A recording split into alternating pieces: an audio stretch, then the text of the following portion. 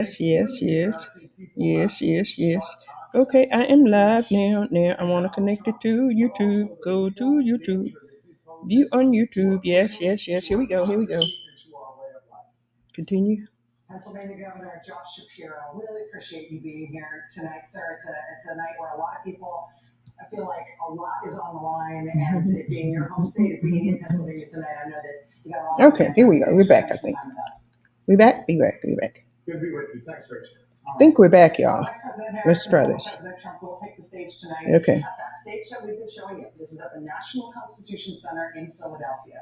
For perspective on the size and potential impact of this event, you should know, as we mentioned earlier, that presidential debates usually rank just behind the Super Bowl in terms of let's see what's going on. American public's viewership. It means that tonight will almost certainly be the biggest audience these candidates are going to speak to before Election Day. The rules of this debate, which were set by ABC News, are more or less identical to the rules of the last debate between Trump and President We are here. I'm sorry, once again, we had to change a few things around. Ooh, this hair. But this one I can bring people on if I need to, so that's the good thing about it. Yes, yes, yes. During those breaks. And no, before you ask, no, we will not be allowed to spy on them during the commercial breaks, just see them awkwardly standing there talking to no one and definitely not making small talk with each other while the commercials play. So we won't be able to spy on them. There will be no opening statements. The questions from the moderators will start right off the top. I don't have two. Okay, let's turn this. Okay, there's two. I hope that's the right one.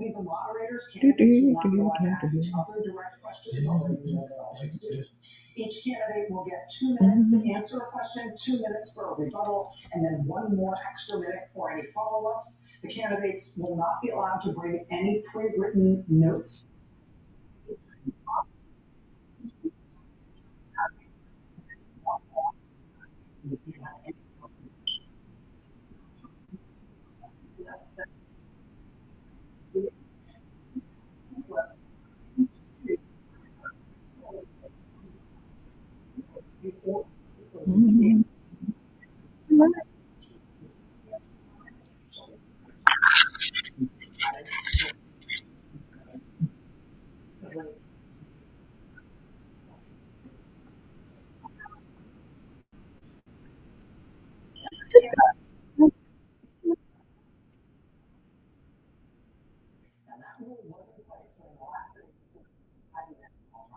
Now that Kamala Harris is at the top of the Democratic ticket, her campaign actually tried to change that. Her campaign sent a letter to ABC arguing disadvantage.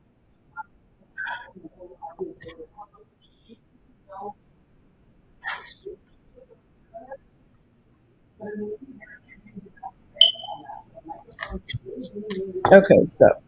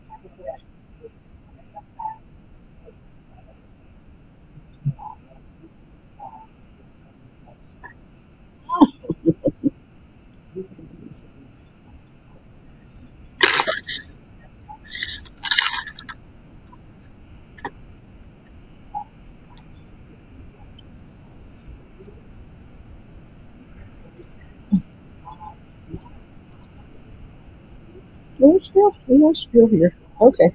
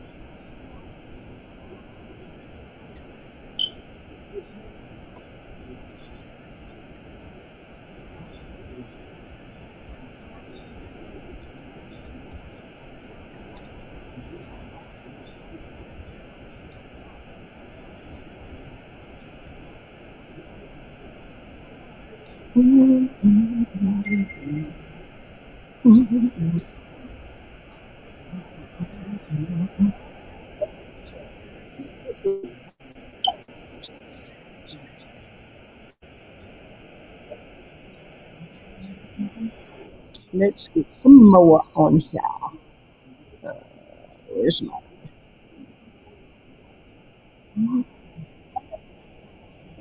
Harris? Let's see. Can you use the hashtag Harris bait? Harris. What was it? Okay, come on. Harris debate. Hashtag Harris debate. Okay. Harris debate. Where's my voice?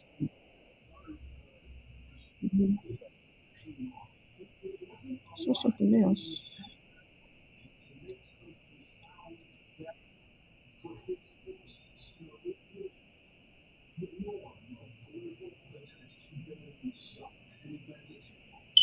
Okay.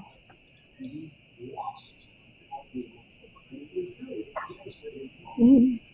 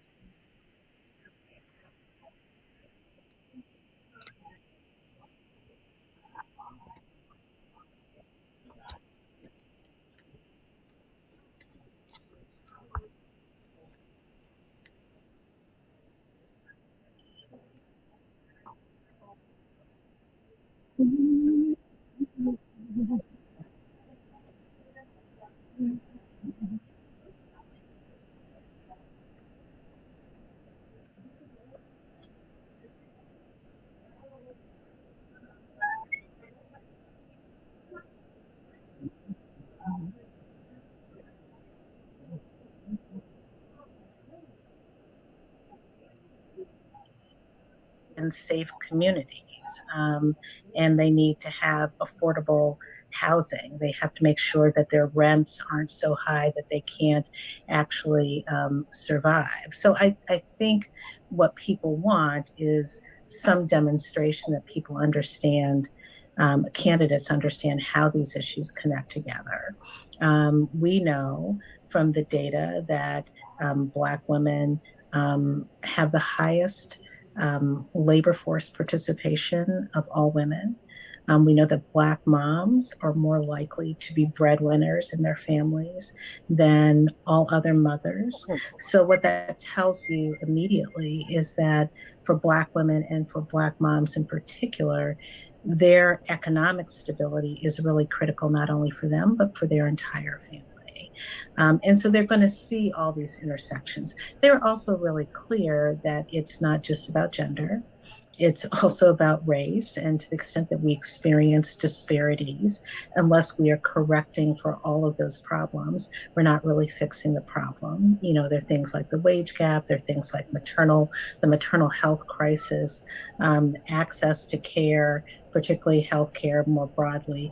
In all of those areas, Black women are often at an enormous deficit, even in comparison to their white female counterparts. So we have to be clear that that's what's happening on the ground, and we have to have solutions that are really going to work for them. So I think, you know, if you talk to Black women across the country, they might all lift up a variety of different issues, but what it boils down to is that they want to be able to live the lives they want to lead. They want to be able to be economically stable. They want to have their health and well-being, and they want to make sure that they can live in a community where they are safe, and that where they can have good and decent living conditions. They have good jobs, they have good schools. I mean, they're basic things that I think Black women expect, and they hope that candidates actually speak to. Yeah. So one, for those who are watching, what is the issue? What's the issue that you'd like to see the candidates talk about? I think what stuck out, Jocelyn, that you just said was people want to hear solutions tonight, and to see the comparison of those solutions, not to be stepping on the debate stage to have a strong partisan conversation. I think values are important, but I think people are in this moment when we're so like the change in the composition of who was running for office, people being a broader community of Americans learning more about Vice President Kamala Harris tonight, that it is, you know, I am looking for really tight, solution-oriented conversation from both candidates tonight. What do you think we're going to see, and what are some of the issues that from the readouts we've been involved in are going to be the issues that they'll concentrate on tonight? Well, I completely agree with you that I think that's what people are looking for. I think people are tired of one-liners and zingers and, you know, gotcha moments, and you know, sometimes there's name calling and bad behavior. I think that just we're all grown people, and so they expect their leaders to be grown-ups and to have real solutions to real problems. So what I'm looking for is a candidate with a plan, who seems to have a command of the issues, who understands the complexities sometimes of the issues that she or he will be confronted with, and who has some capacity to come up with reasonable, practical, workable solutions that actually respond to the needs of families. I'm looking for a candidate who has a strong command of the issues, and who can demonstrate that they have the experience necessary to actually make the decisions that will be needed going forward. And I hope that the candidates stick to the issues. I hope that they don't get distracted with, you know, sort of the name calling and the you know, sort of peripheral finger pointing that I think is just not useful. I think people are tired of that. And I think part of the reason that there is sort of a new energy about this campaign is I think that, quite honestly, voters of all stripes, and particularly true for Black women, are tired of, you know, just a lot of talk and rhetoric that doesn't result in concrete solutions for folks. You know, people have real problems and they need real solutions, and they want a candidate who both understands it and has a vision for how you would address it. Absolutely. I was sharing with someone earlier that, you know, we are, you know, it's 2024. We're 4 years out from the beginning of the pandemic. And so we have lived through trauma, a global pandemic, raising your, like, from a family's perspective, living in a house for over a year with your partners, multi-generational family where you've got your grandparents, your parents, your children. And so people are certainly looking at the pathway forward and what's next for our country. And so we will have a new president. There will be inauguration, and there'll be this first 100-day marker. The work that you do is centered around setting policy agendas. What do you look for? What are you looking for in the first 100 days of a next administration? Yeah, I think what I'm looking for is a president who understands exactly what you said. We just came through a pandemic. And we should have learned a lot. We should have seen that we are woefully deficient when it comes to the investments necessary to deal with the fact that people have care needs, they have caregiving needs, whether it's childcare, whether it's paid leave, home care. We simply don't have the policies in place that address the fact that people have to care for their loved ones. I think we are in a crisis when it comes to how our country functions from sort of more of a democratic perspective. The freedoms that people have thought would always be there have clearly been damaged and taken away, whether it's access to abortion, whether it's the erosion of voting rights. Those are serious threats. There's a reason why democracy and freedom is at a high list, at the top of the list when it comes to concerns of many voters, including Black women voters. So I would want to see very early on a president who was committed to trying to get some reform over the finish line around abortion access and broader reproductive health care. I'd want to see movement on voting rights and really trying to push back on the serious attacks on voting across the country. And I'd want a serious commitment and plan for how we're going to move forward on the range of care investments that are so critical for families across the country. And I'd want to see an investment in moving forward around raising the minimum wage and really addressing sort of the wage disparities that continue to exist. Those are important priorities for me, and I think would go a long way towards addressing a lot of the challenges that Black women are facing each day. I would also say in this election cycle, we are living in real time. In our candidates are having to address rapid response on a changing political landscape and things that may arise. For example, the school shooting in Georgia last week. Certainly, I believe that will be a conversation this evening, and being able to address not only the latest consistent mass shooting in a classroom. And certainly I think there's going to be a stark difference around how they're going to talk about how do we address sensible gun reform.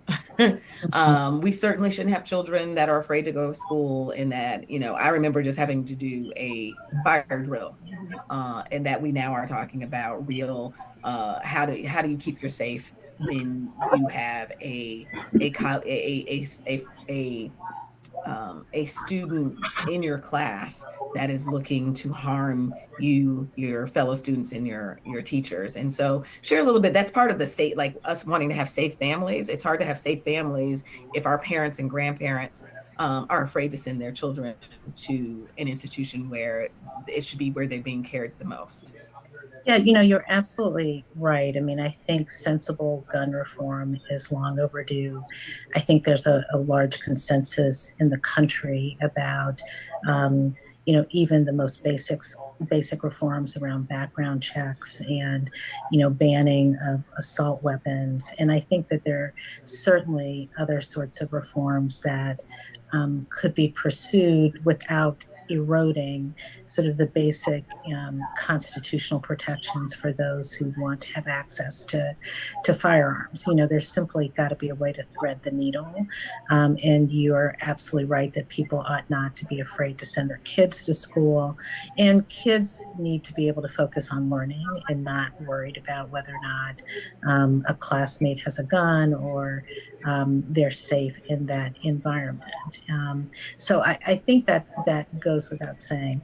I would also, though, add that like so many issues, as you raised earlier, it's not just one issue. Oftentimes these school shootings and these mass shootings are really the tip of the iceberg when it comes to how well do we actually invest in access to mental health? How well are we actually creating environments that support students who are experiencing some sort of distress, whether they're suicidal or they're being bullied or whatever sorts of things that they're dealing with. So investing in schools in that way to have the access to counseling and the supports for teachers that are necessary to really make sure that the environments are safe and that we're doing everything we can to support students, whether those are students in crisis or whether they are, students who are sitting in a class and wanting and just trying to learn. So I think all of those things are a piece of the puzzle.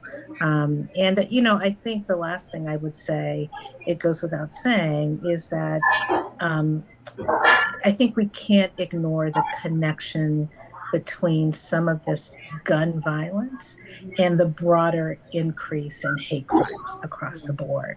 And, in some of these shootings, they are motivated by racial and religious animus and gender animus and attacks on immigrants.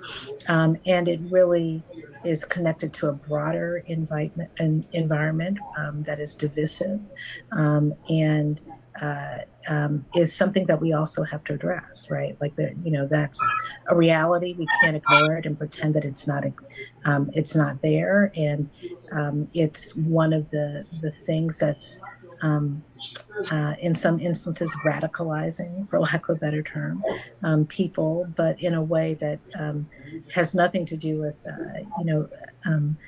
things happening outside of the country and have everything to do with just attacking Black and brown folks and women and other folks. So I think we have to approach the issue holistically and understand the different pieces and how they connect together. Yeah, I appreciate that, because although we started, and I did air quotes about sensible, because it just shouldn't be this much of a political divide around safety, but being able to look at gun reform in a singular lens, you have literally broadened the discussion that there's so many different like it's a multi-issue, one issue policy conversation that we need to have, because we have to approach it in multiple ways. So thank you, Jocelyn Fry, for coming to our pre-conversation. We will, if there's other debates, which I would go as we go through tonight, let's, make a determination if we're going to have another debate. I think they're important in our political process. I look forward to another debate. I also am going to be sitting rocking back and forth to hope that this debate is administered and hosted in the way that will allow us to hear from these two candidates. And I'm sure many of us are watching because we want a little political theater, but I hope we will center democracy in this conversation as we look to see 90 minutes from ABC and the two major party candidates vying for our votes. So thank you for joining us, Jocelyn. Well, thank you for having me. Always good to be with you, Glenda. Take care. Bye. So we are T-minus a half hour and want to bring on our Vice President of External Communication, External Communications and External Affairs, April O. Turner, for our consistent conversation we're going to have with two of our regulars about mis and disinformation. So although we were having a great conversation based on policy, we are now going to have a conversation about the reality of what tonight will be, which is that we want to ensure that we are armed to fact check real time any information that is just wrong, just plain round. Was it you loud and wrong this evening? So April, thanks for joining us. Thank you so much, Glenda. I'm not sure about y'all, but I'm excited. I see in the chat that people are excited. I'm excited. We're excited. As Glenda said, now we have 29 minutes, so let's get to it. We are quickly approaching debate time, and we would be remiss if we did not have a conversation about the widespread mis and disinformation that's been running rampant this cycle in the media and in our social media feeds. And we know as Black women that we influence many around us, so we need to be equipped with accurate information. So tonight we'll be listening for the truth in the candidates' words, and we'll have a great panel. I have a great panel with me to help me discuss what to look for tonight and how misinformation impacts us all. I am thrilled to be joined by our experts, our very own Ashley Bryant Bailey, Senior Advisor to Higher Heights for America, and Sosa Osa, Founder and CEO of Onyx Impact. Hello, ladies. Hello, thanks for having us. Hello. Yeah, let's jump right in. So here we go. This feels a bit like deja vu. I'm not sure about you. This morning I woke up and I was like, wow, 2016, 2020, a few weeks ago. We've been here before. We have seen Donald Trump's playbook, and the media has been reporting that Vice President Harris has been preparing for possible, I'm using air quotes when I say that, possible insults and personal attacks from Donald Trump. So let us know, how concerned do you think tonight we should be about that? And what should we be looking for during tonight's debate? Lies. Sure. Well, I think what strikes me is, I'm not sure if concern is the term I would use, because I think, as we all know, who better, right, to be debating Donald Trump tonight. I am quite confident that Kamala is going to stand on her own, as she has throughout her entire career, from district attorney to AG to Senate, and now in her current role. But I will say that we can't lose sight that Trump has consistently done nothing but aid and abet the mis and disinformation campaigns that are out there. It's basically his campaign platform. Folks are talking about the Harris Walls platform today, and I often think about the conspiracy platform that is the Trump candidacy. And so I think we should certainly expect what we've seen over the last few weeks, which is much gendered and also race-based disinformation and misinformation, language that we know to be dog whistles. And I also think beyond just gendered and sexist misinfo, we're going to see a lot of the repro disinformation, right? We're going to have them attacking abortion rights, which Kamala has been traveling the country over the last, since Roe v. Wade was overturned, to combat that. And so he's going to try and turn that on its head. Also, the border czar language. Immigration is certainly going to be a hot button today. And so I think, these are certainly things that we should be watching out for. But I am, like I said, very confident that she's going to stick to the facts. She's going to stick to the accomplishments that she's had over the last 3.5 years. So what's your take? Look, I 100% agree that she is going to stick. Well, I 100% agree she's going to stick to the facts. I have no doubt that Kamala Harris is going to deliver tonight. And I still am extremely concerned about the disinformation problem. And that is because disinformation is an amplification problem. And the more times we hear something, the more likely we are to believe it's true. And the more likely we are to believe other people believe it's true as well. And so it's not just going to be lies told to millions of people watching tonight, right? It will be covered on local news. It would be covered on cable news. It would be covered in newspapers, on TikTok, Instagram, Facebook. The level of repetition that is going to happen after this debate is and then put this one on. And then put this one on.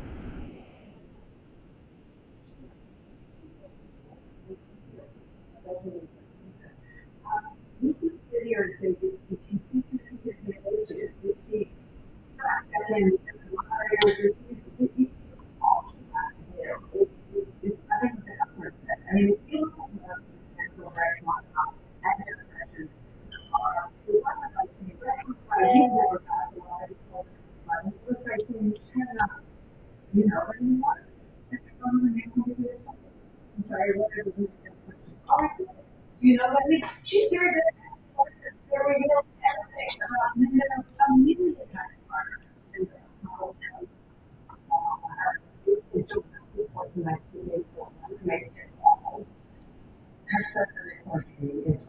Arizona to attend a watch party there in Mesa, Arizona.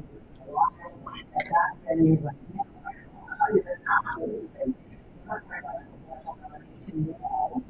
will be joining us. Will be on SPL.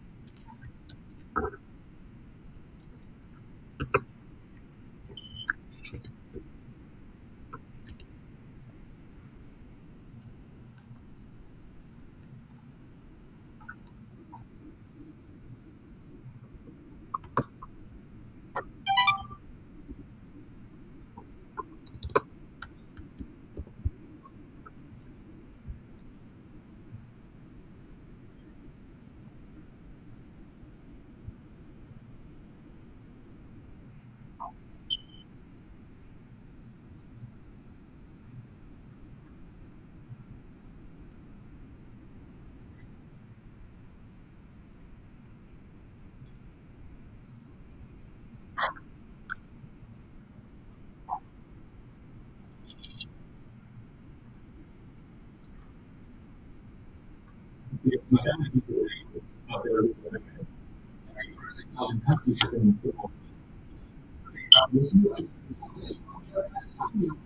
talking about you went for Biden, but you told me you're leaning towards Trump. You could ultimately sway the other way, right?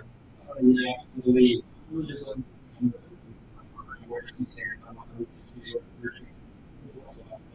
are. So there's a lot of you might want to do is actually run herself and at a time to 2016, 2020, you still think about the meeting between Jacob. I'm still thinking about this more. I want to research on it and there are states writing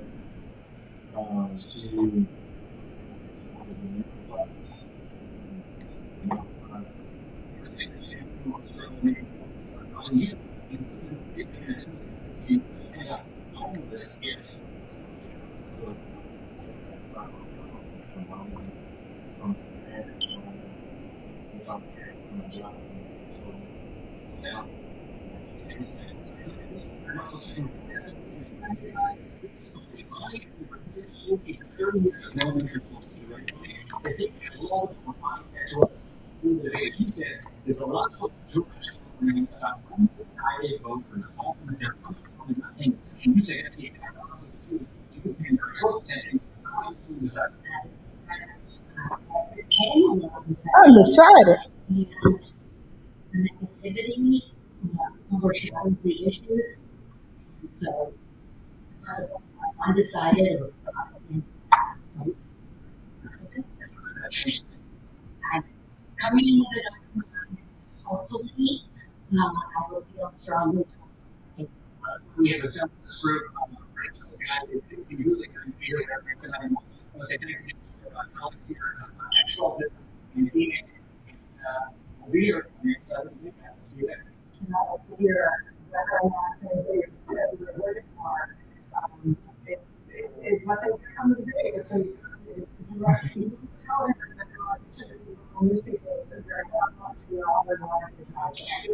all be a part of this team.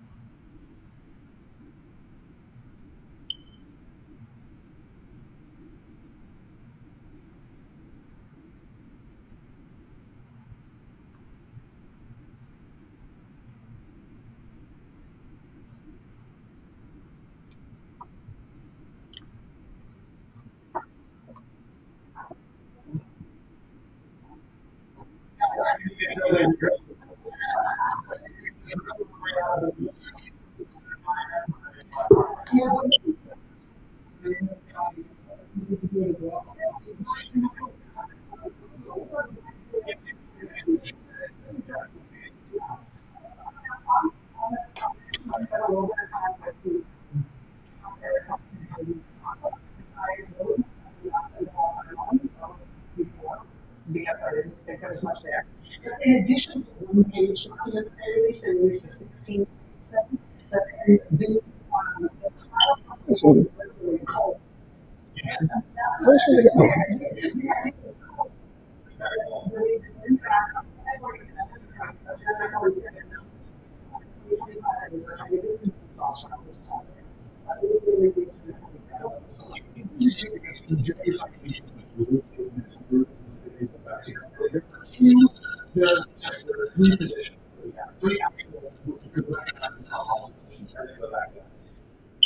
security for the wall.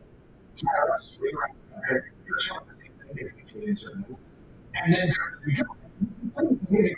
I had the service. Notice that we're asking a great question. I got multiple cases on the rent. The rental provisions in these cities are insane, and when you're paying on income, what should they do about it? Perfectly amazing. There's like brass tacks of it, and he basically goes on a drill baby drill. Yeah. And it's like, the drill is not going to bring the rent down, but it is his go-to. You watch the comfort place he goes to is hopefully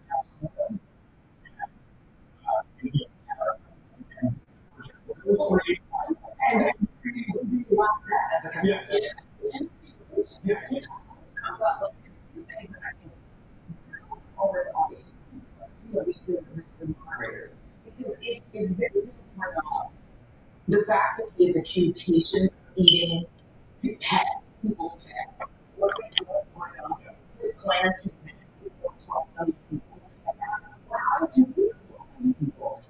Around the world, why would it be bloody? Like that seems like that. I know. It's a. What's that? So choices that they What's that? about what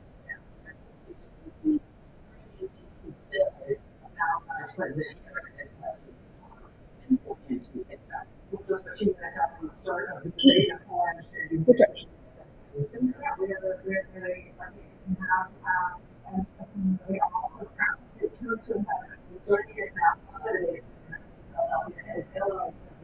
Oh, Duckburg.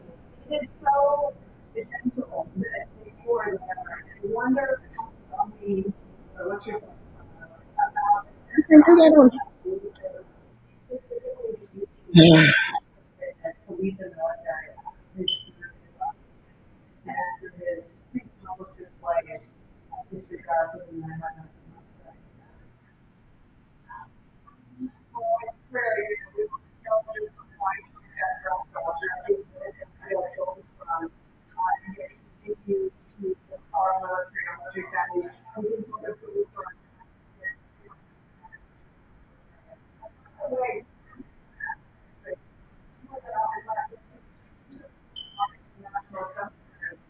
We could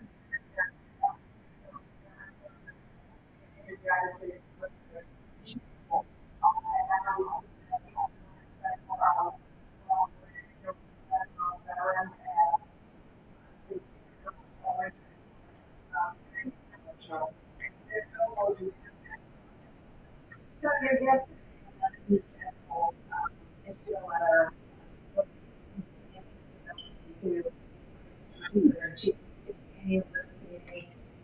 you probably don't agree with Democrats. I think that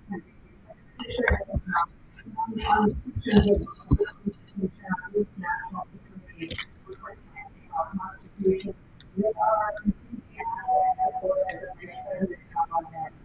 How do you make sure that a black portion of Americans recognizes that they are technologically diverse, their support, specifically on her credentials and national security? Going to more the need to maintain support and to people, first voice to people. You're seeing that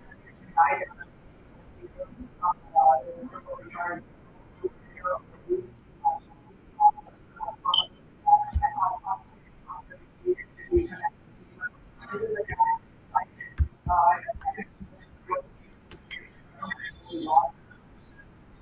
really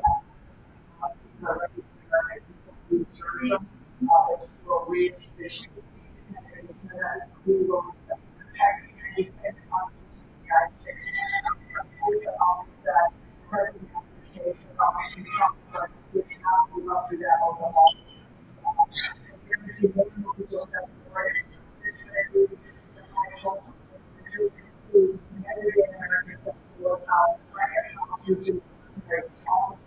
to say that we and cheap. That is really much everything you have. Thank you very much for presenting us, Rachel. This is our outline in Philly. U.S. on their So you guys get to have pizza and you work in that together. I get to have Philadelphia and movies in hand. It's also I think I went. It's great to see. And I work on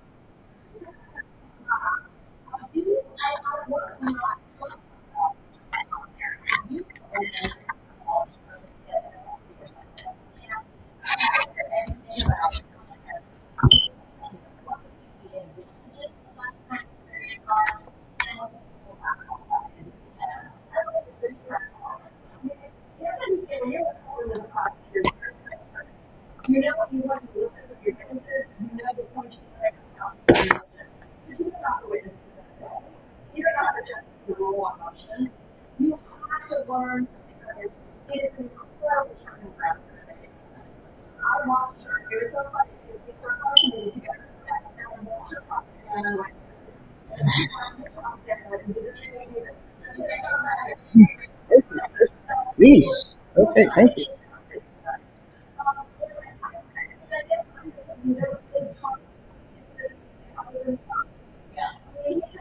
Opportunities to be a jerk.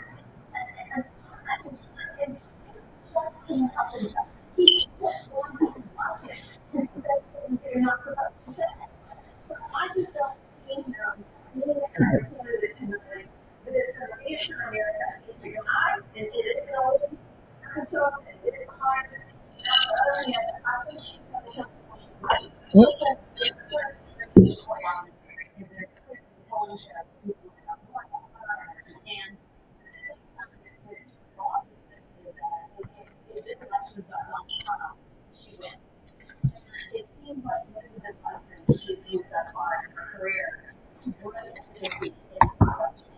Right? Like whether it's a Senate nomination hearing or whether it's a debate Senate, she can get across without actually saying something and posing it as a question. And it feels like using this prosecutorial skill, I think especially effective with all who have no answers.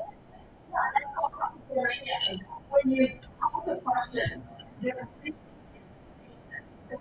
One question is the person there's not a lot of space. Shrink it.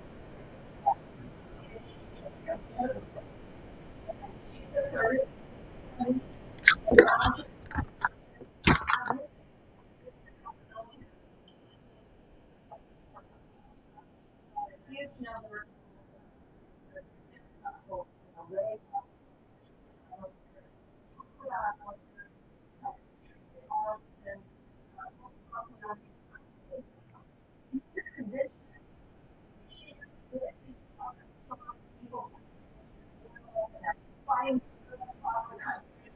I think she's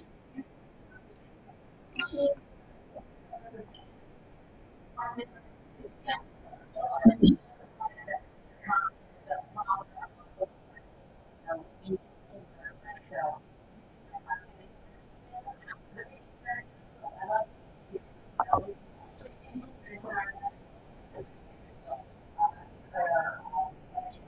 mention one thing that's come up a few different times. As we've been preparing for the debate to start this evening.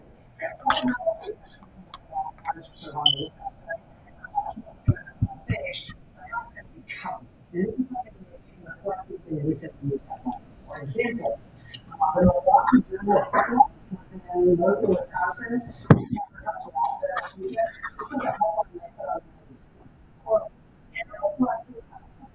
Most of promises, takeaways, and talks was about what is expected to do with focus on the economy. And his discursive speech was talking about it following his mindset and there's the angle and those simple yesterday. Not enough Trump's latest promises from the campaign trail. Trump threatens to jail adversaries.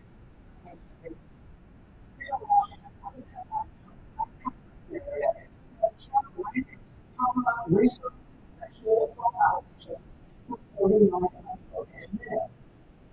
Provider after translation service, which is totally incoherent and child care. This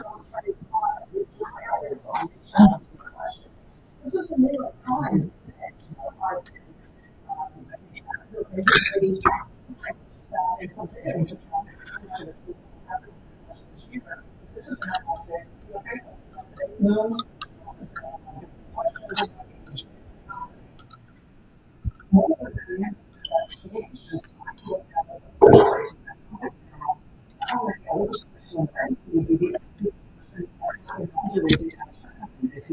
Seems like they put a different kind of. Did they ask you what kind of dress? Seems like it's a different kind of dress. It's great. It's like green goddess. The other one's like a white, kind of green, kind of garlic.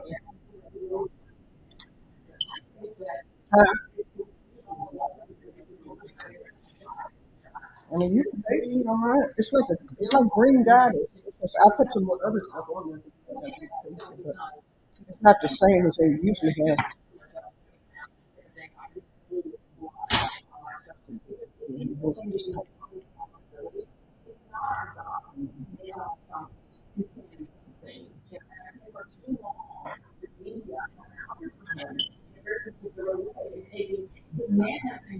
And they're translating them as if it makes sense that we really just kind of big.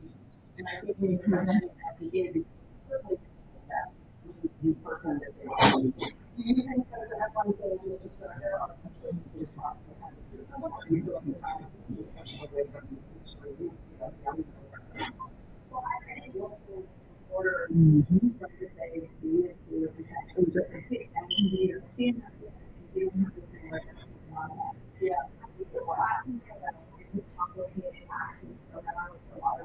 This tab and audio. What is this tab? This tab is here. So this is audio.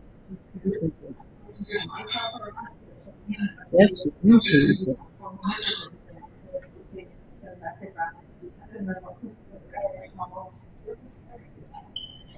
When they stop there, I appreciated them and then it and why I didn't know because they know they're dealing and this is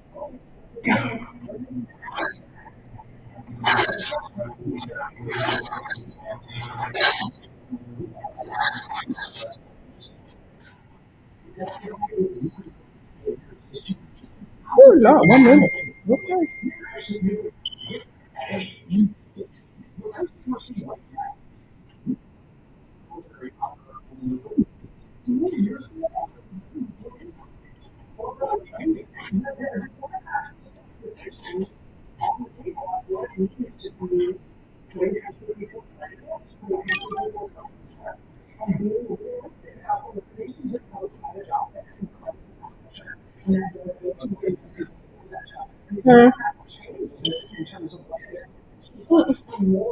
It's the same.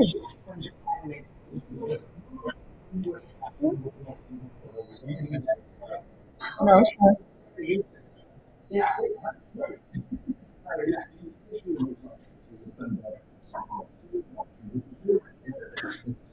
Crazy statement.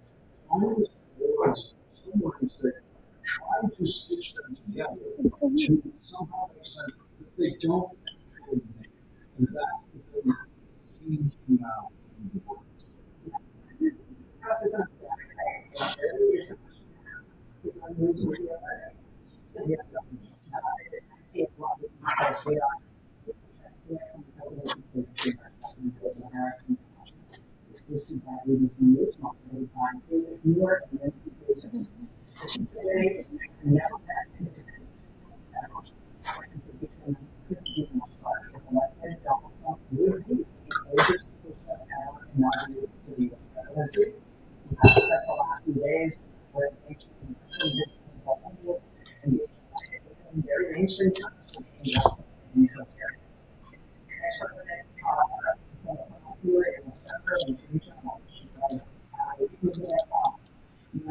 As yet, shows highly energized campaign centered around the theme of freedom.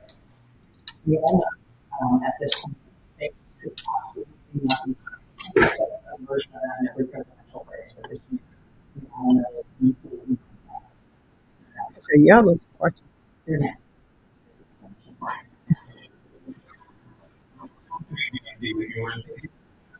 BBC presidential debate. We want to welcome you watching on BBC.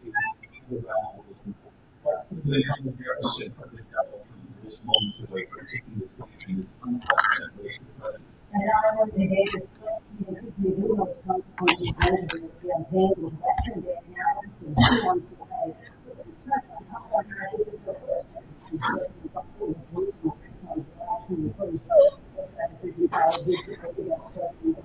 in June. This race is taken on in That brings us to the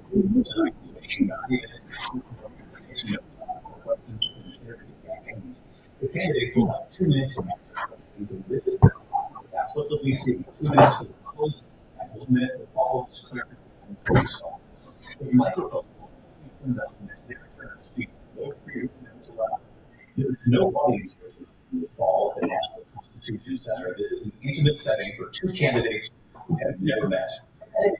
the coin toss, which was the final closing statement of the evening. Vice President Trump elected the 2018. So let's now welcome the candidates to the stage. President Kamala Harris and President Donald Trump. No sé qué. Kamala Harris. Welcome to all this. Very evening, we are looking forward to a spirited and thoughtful. So let's start. I want to begin tonight with the issue that Roger is given for one issue. That is the cost. As you and President Trump were elected 4 years ago, and your foreign policy here tonight since it's already Oh, good point. than you were 4 years ago. The When it comes to web is faster than the TV. 4 years ago. Was great for the and the only person on this stage who has a plan that is uplifting and working people of America. I believe in the ambition, the aspirations of the American people. And that is why I imagined and actually to build what I call an opportunity economy. Because here's the thing. We know that we have a shortage of homes in America. And the cost of housing is too expensive for our people. That families need support to raise their children and on extending a tax cut for those families of $6,000, which is the largest tax credit that we have given in a long time, so that those young families can afford to buy a crib, buy a car seat, buy clothes for their children. One of them is small business. I was actually, and the mother raised my fraternity. There was a woman who helped raise us. We call her our mother. She's a small business owner. I love her small business. My plan is to look at $1,000 to start small businesses. We believe they are part of the America's economy. My plan, this plan is to do what we've done before. It's to provide a tax cut for billionaires and big corporations, which will result $100 trillion from America's business. My plan is to Trump's sales tax, which will be a 20% tax on everyday goods that you rely on to get money. Economists have said that Trump sales tax would result for middle-class families in about $4,000 more a year because of his policies and his ideas about what should be the tax of middle-class people paying for tax cuts for them. First of all, that notice,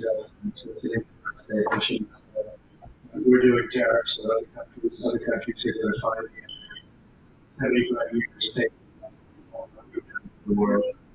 The We don't do tariffs in other countries. in fact, they have to tariff off because it was so much money they get. It was totally just making millions of dollars to other places. I'll stop it. Look, we had a terrible time because if you really notice the country goes to the breaks up countries, we have inflation like we've never seen before, probably the worst of the nation's history. We were at 21%. Just many things like 70 just a few years, pages asked people for the middle class, but for every class. On top of that, we have Here's the stuff. One enough. One enough. prisons and jails, or mental institutions, and incentives, and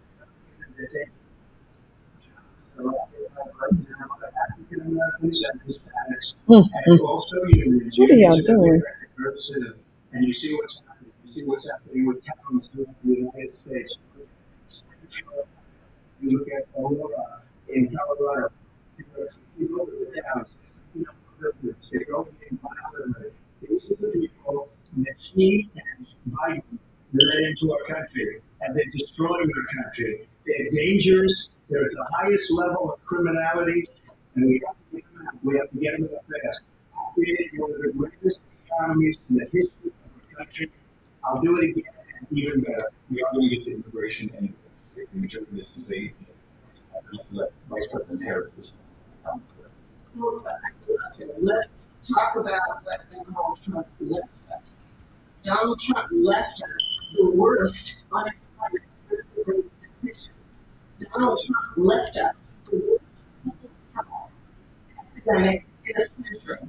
Donald Trump left us the worst attack on our democracy since the Civil War. And what we have done is clean up Donald Trump's mess. What we have done and what I intend to do is build on what we have created for the American people. Let me tell you on this debate tonight, here from the same old playbook, a bunch of lies, grievances, and what you're going to do tonight is a detailed and dangerous plan for Project 2025 that the former president intended implementing if he were elected again. I believe very strongly that the American people want a president who understands the importance of bringing us together. We have so much more common against us, and I pledge to you to be a president for all Americans. Number one, I'm looking to do, you know, and she was putting it in, nothing to do with Project 2025. That's out there. I read it. I don't want to read it purposely. I'm not going to read it. It's just a group of people who came up with some ideas, I guess some good, some bad. That's it. It's no different. Everybody knows I'm looking, but everybody knows smart and go cut taxes very substantially and create a great economy like I did before. We had the greatest economy. We got hit with the pandemic. The pandemic was not since 1917, 100 million people now. Has a phenomenal job with the pandemic.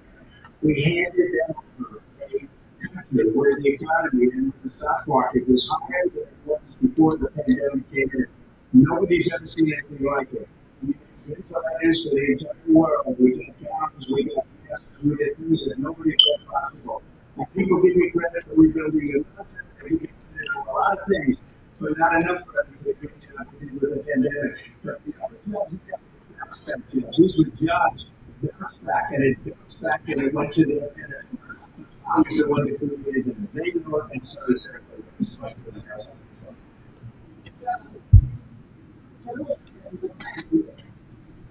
When you look at this economic plan, it's all about tax breaks for the richest people. I'm on what I describe as an opportunity economy.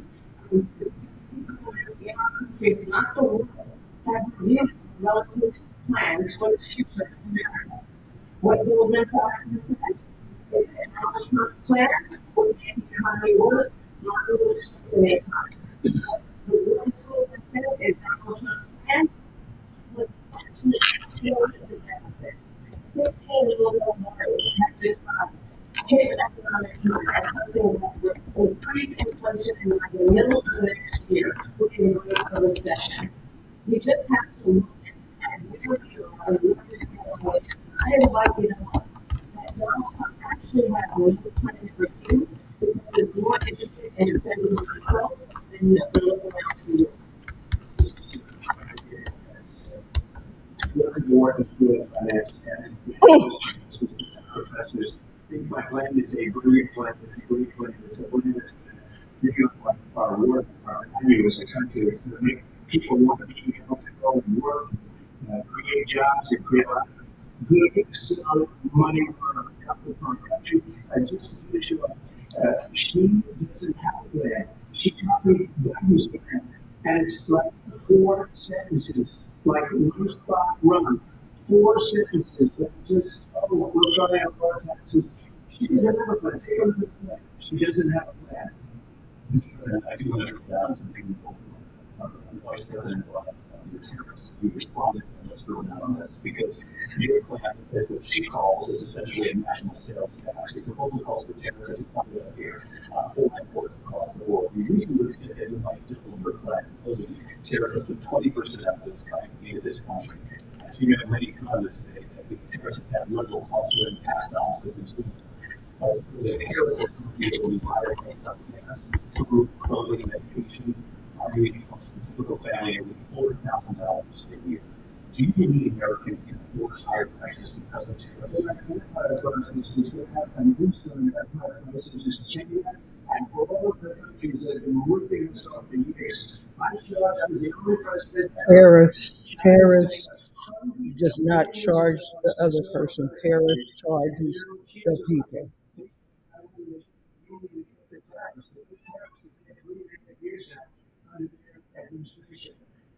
We're taking billions of dollars, hundreds of billions of dollars. I have no inflation, virtually no inflation. They have the highest inflation perhaps in the history of the country because I've never seen worse than 50% that the Trump economy was great, that their economy was terrible. Vice President Harris, I do want to ask for your response. And you heard what the president said there, because the Biden administration did keep a number of the Trump tariffs in place. So how do you respond?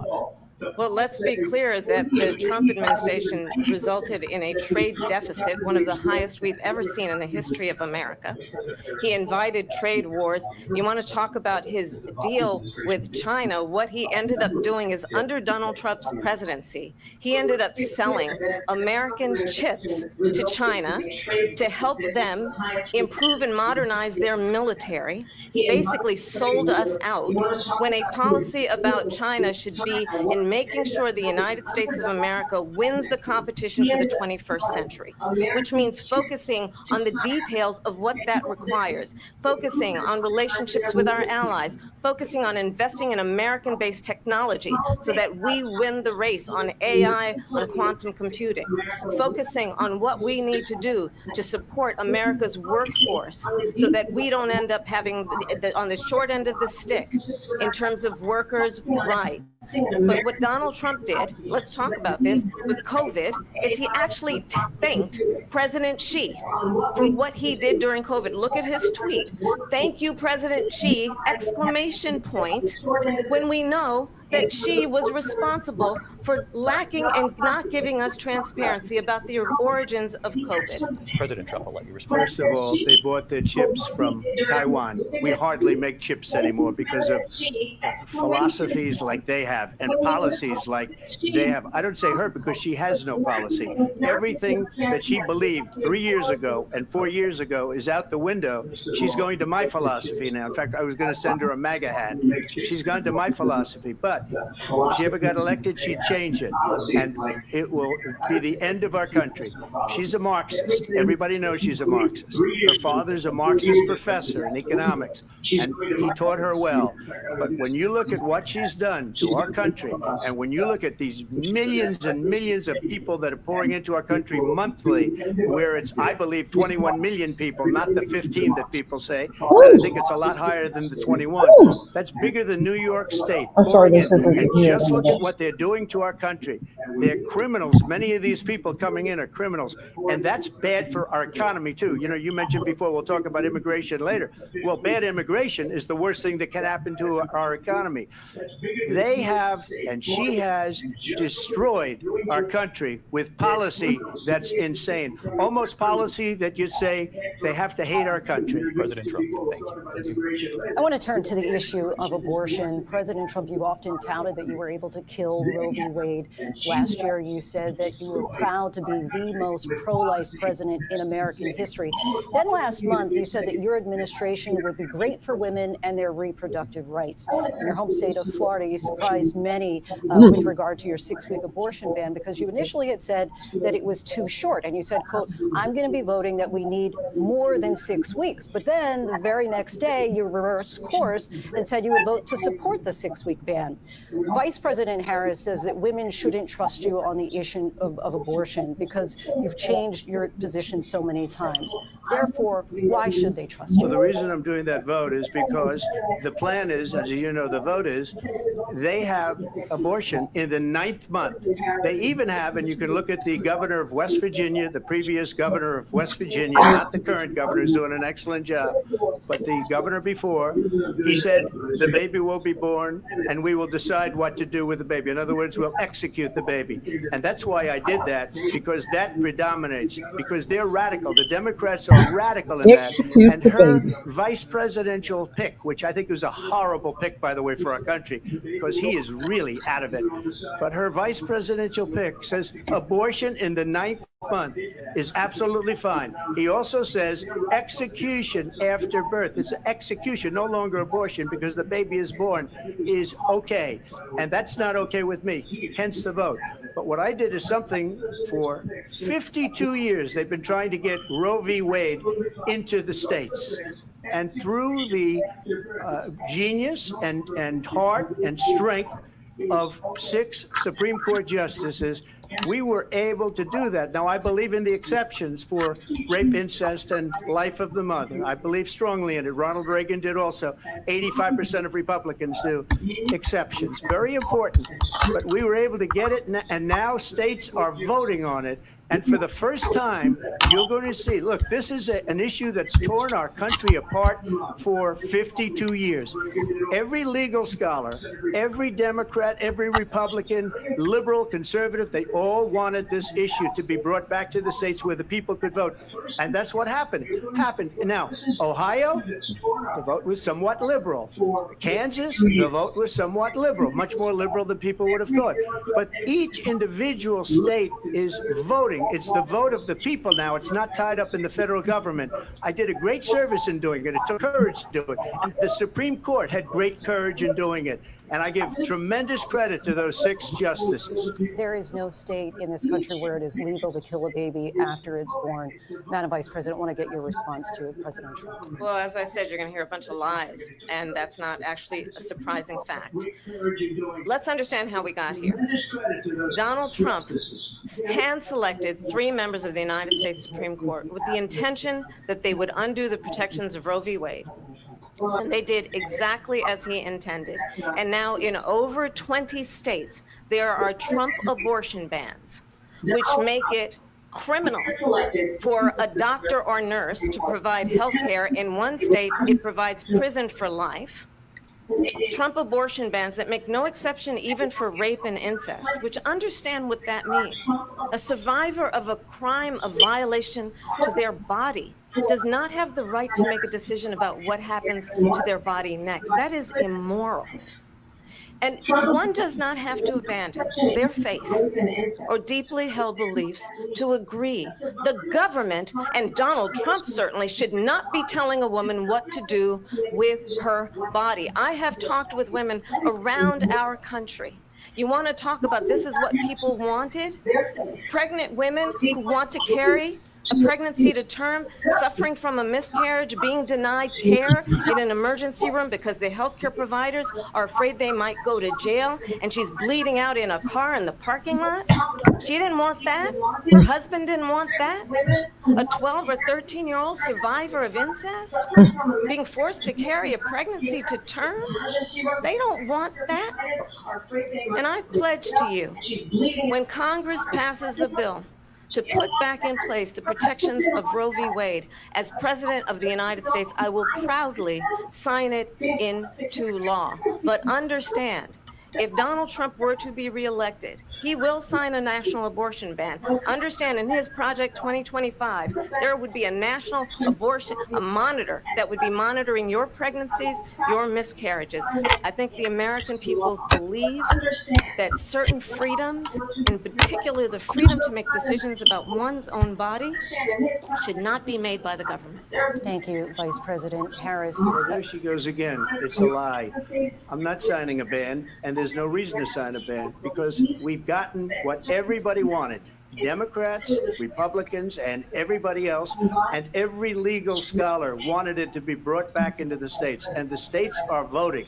And it may take a little time, but for 52 years, this issue has torn our country apart. And they've wanted it back in the states. And I did something that nobody thought was possible. The states are now voting. What she says is an absolute lie. And as far as the abortion ban, no, I'm not in favor of abortion ban, but it doesn't matter because this issue has now been taken over by the states. Would you veto a national abortion ban if it came Well, to I your won't desk? have to because, again, two things. Number one, she said she'll go back to Congress. She'll never get the vote. It's impossible for her to get the vote, especially now with the 50-50, and essentially 50-50 in both Senate and the House. She's not going to get the vote. She can't get the vote. She won't even come close to it. So it's just talk. You know what it reminds me of? When they said they're going to get student loans terminated, and it ended up being a total catastrophe. The student loans, and then her, I think probably her boss, if you call him a boss, he spends all his time on the beach.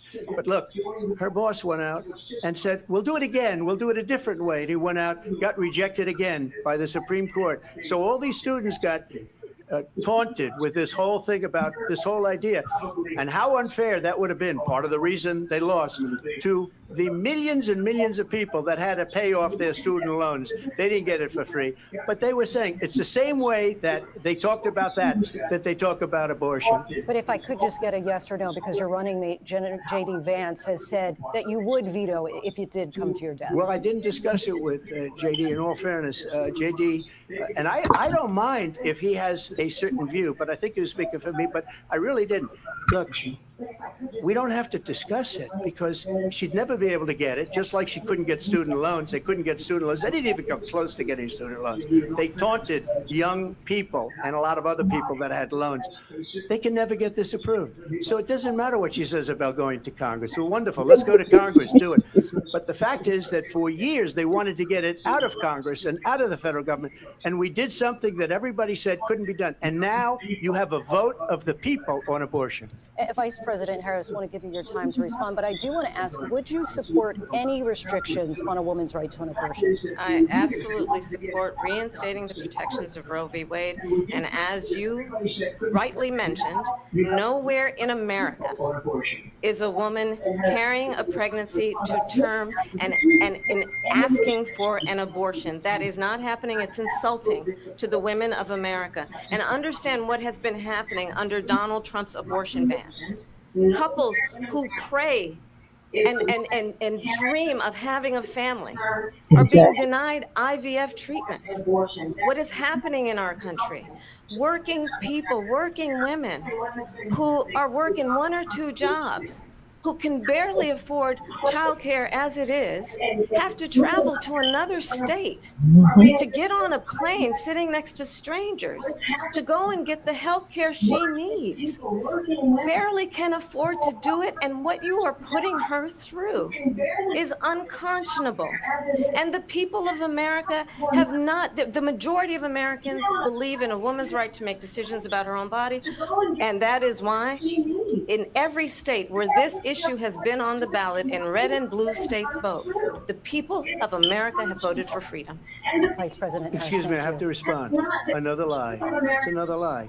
I have been a leader on IVF, which is fertilization. The IVF, I have been a leader. In fact, when they got a very negative decision on IVF from the Alabama courts, I saw the people of Alabama and the legislature 2 days later voted it in. I've been a leader on it. They know that, and everybody else knows it. I have been a leader on fertilization, IVF. And the other thing, you should ask, will she allow abortion in the 8th month, 9th month, 7th month? Okay, would you do that? Why don't you ask that question? Why don't you answer the question? Would you because veto? Under Roe v. Answer Wade, the question, would you veto? you could do abortions in the 7th month, the 8th month, the 9th month, and probably after birth. Just look at the former governor of Virginia. The governor of Virginia said we put the baby aside and then we determine what we want to do with the baby. President Trump, thank you. We're going to turn now to immigration and border security. We know it's an issue that's important to Republicans, Democrats, voters across the board in this country. Vice President President Harris, you were tasked by President Biden with getting to the root causes of migration from Central America. We know that illegal border crossings reached a record high in the Biden administration. This past June, President Biden imposed tough new asylum restrictions. We know the numbers since then have dropped significantly. But my question to you tonight is, why did the administration wait until 6 months before the election to act? And would you have done anything differently from President Biden on this? So I'm the only person on this stage who has prosecuted transnational criminal organizations for the trafficking of guns, drugs, and human beings. And let me say that the United States Congress, including some of the most conservative members of the United States Senate, came up with a border security bill, which I supported. And that bill would have put 1,500 more border agents on the border to help those folks who are working there right now overtime, trying to do their job. It would have allowed us to stem the flow of fentanyl coming into the United States. I know there are so many families watching tonight who have been personally affected by the surge of fentanyl in our country. That bill would have put more resources to allow us to prosecute transnational criminal organizations for trafficking in guns, drugs, and human beings. But you know what happened to that bill? Donald Trump got on the phone, called up some folks in Congress, and said, kill the bill. And you know why? Because he'd prefer to run on a problem instead of fixing a problem. And understand, this comes at a time where the people of our country actually need a leader who engages in solutions, who actually addresses the problems at hand. But what we have in the former president is someone who would prefer to run on a problem instead of fixing a problem. And I'll tell you something, he's going to talk about immigration a lot tonight, even when it's not the subject that is being raised. And I'm going to actually do something really unusual, and I'm going to invite you to attend one of Donald Trump's rallies, because it's a really interesting thing to watch. You will see during the course of his rallies, he talks about fictional characters like Hannibal Lecter. He will talk about windmills cause cancer. And what you will also notice is that people start leaving his rallies early out of exhaustion and boredom. And I will tell you, the one thing you will not hear him talk about is you. You will not hear him talk about your needs, your dreams, and your desires. And I'll tell you, I believe you deserve a president who actually puts you first, and I pledge to you that I will. Vice President Harris, thank you. President Trump, on that point, I want to get your response. Well, I would like to respond. Let me just ask, though, why did you try to kill that bill, and successfully so, that would have put thousands of additional agents and officers on the board? First, let me respond as to the rallies. She said people start leaving. People don't go to her rallies. There's no reason to go. And the people that do go, she's bussing them in and paying them to be there, and then showing them in a different light. So she can't talk about that. People don't leave my rallies. We have the biggest rallies, the most incredible rallies in the history of politics. That's because people want to take their country back. Our country is being lost. We're a failing nation. And it happened 3.5 years ago. And what's going on here, you're going to end up in World War III, just to go to another subject. What they have done to our country by allowing these millions and millions of people to come into our country, and look at what's happening to the towns all over the United States. And a lot of towns don't want to talk. It's not going to be Aurora or Springfield. A lot of towns don't want to talk about it because they're so embarrassed by it. In Springfield, they're eating the dogs, the people that came in. They're eating the cats. They're eating the pets of the people that live there. And this is what's happening in our country. And it's a shame. As far as rallies are concerned, as far as the reason they go is they like what I say. They want to bring our country back. They want to make America great again. It's a very simple phrase, make America great again. She's destroying this country. And if she becomes president, this country doesn't have a chance of success. Not only success, we'll end up being Venezuela on steroids. I just want to clarify here. You bring up Springfield, Ohio, and ABC News did reach out to the city manager there. He told us there have been no credible reports of specific claims of pets being harmed, injured, or abused by individuals within the immigrant community. Well, I've seen people on television. Let me just say here, this is the people on television say my dog was taken, and used for food. So maybe he said that, and maybe that's a good thing to say for a city manager. I'm not taking this from but television. the people are I'm on taking it from television the city saying their manager. dog was eaten by the people that went there. Again, the Springfield city manager says there's no evidence of that. Vice We'll President find Harris, out. I'll let you respond to the rest of what you've heard. Talk about extreme. This is, I think, one of the reasons why in this election, I actually have the endorsement of 200 Republicans who have formerly worked with President Bush, Mitt Romney, and John McCain, including the endorsement of former Vice President Dick Cheney and Congress member Liz Cheney. And if you want to really know the inside track on who the former president is, if he didn't make it clear already, just ask people who have worked with him. His former chief of staff, a 4-star general, has said he has contempt for the Constitution of the United States. His former national security advisor has said he is dangerous and unfit. His former Secretary of Defense has said the nation, the republic, would never survive another Trump term. And when we listen to this kind of rhetoric, when the issues that affect the It's only American been 30 people are minutes. not Lord, being how much? addressed, I think the choice is clear in this election. President Trump, I'll give you a quick minute to respond Yeah. here. Thank you, because when I hear that, see, I'm a different kind of a person. I fired most of those people, not so graciously. They did bad things or a bad job. I fired them. They never fired one person. They didn't fire anybody having to do with Afghanistan and the Taliban and the 13 people who's were just killed, viciously and violently killed. And I got to know the parents and the family. They didn't fire. They should have fired all those generals, all those top people, because that was one of the most incompetently handled situations anybody has ever seen. So when somebody does a bad job, I fire him. And you take a guy like Esper, he was no good, I fired him. So he writes a book. Another one writes a book, because with me, they can write books. With nobody else can they? But they have done such a poor job, and they never fire anybody. Look at the economy. Look at the inflation. They didn't fire any of their economists. They have the same people. That's a good way not to have books written about you. But just to finish, I got more votes than any Republican in history by far. In fact, I got more votes than any sitting president in history by far. Okay, so what? What I Let mean? me continue on immigration. It was what you wanted to talk about earlier. So let's get back to your deportation proposal that the vice president has reacted to as well. President Trump, you call this the largest domestic deportation operation in the history of our country. You say you would use the National Guard. You say if things get out of control, you'd have no problem using the U.S. With local military. police. You also said you would use local police. How would you deport 11 million undocumented immigrants? I know you believe that number is much higher. Take us through this. What does this look like? Will authorities be going door to door in this country? Yeah. It is much higher because of them. They allowed criminals, many millions of criminals. They allowed terrorists. They allowed common street criminals. They allowed people to come in, drug dealers, to come into our country. And they're now in the United States and told by their countries like Venezuela, don't ever come back or we're going to kill you. Do you know that crime in Venezuela and crime in countries all over the world is way down? You know why? Because they've taken their criminals off the street and they've given them to her to put into our country. And this will be one of the greatest mistakes in history for them to allow. And I think they probably did it because they think they're going to get votes, but it's not worth it because they're destroying the fabric of our country by what they've done. There's never been anything done like this at all. They've destroyed the fabric of our country.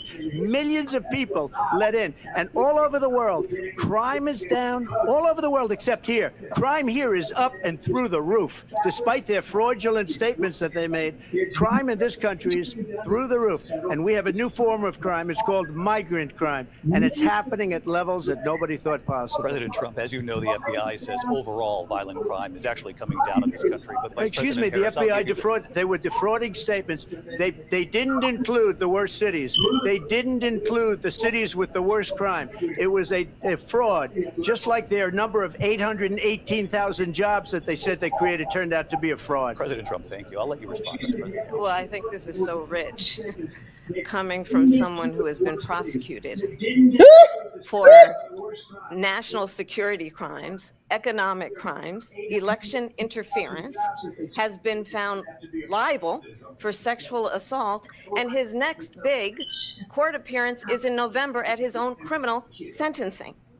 And let's be clear where each person stands on the issue of what is important about respect for the rule of law and respect for law enforcement. The former vice president called for defunding federal law enforcement, 45,000 agents, get this, on the day after he was arraigned on 34 felony counts. So let's talk about what is important in this race. It is important that we move forward, that we turn the page on this same old tired rhetoric and address the needs of the American people, address what we need to do about the housing shortage, which I have a plan for, address what we must do to support our small businesses, address bringing down the price of groceries. But frankly, the American people are exhausted with the same old tired playbook. Vice President Harris, thank you. Excuse me. Every one of those cases was started by them against their political opponent, and I'm winning most of them, and I will win the rest on appeal. And you saw that with the decision that came down just recently from the Supreme Court. I'm winning most of them. But those are cases, it's called weaponization. Never happened in this country. They weaponized the Justice Department. Every one of those cases was involved with the DOJ, from Atlanta and Fani Willis to the Attorney General of New York and the DA in New York. Every one of those cases. And then they say, oh, he's a criminal. They're the ones that made them go after me. By the way, Joe Biden was found essentially guilty on the documents case. And what happened in my documents case? They said, oh, that's the toughest of them all. A complete and total victory. 2 months ago, it was thrown out. It's weaponization, and they used it, and it's never happened in this country. They used it to try and win an election. They're fake cases. President Trump, thank you. A really quick response here, Vice President Harris, on this notion of weaponization of the Justice Department. Well, let's talk about extreme and understand the context in which this election in 2024 is taking place.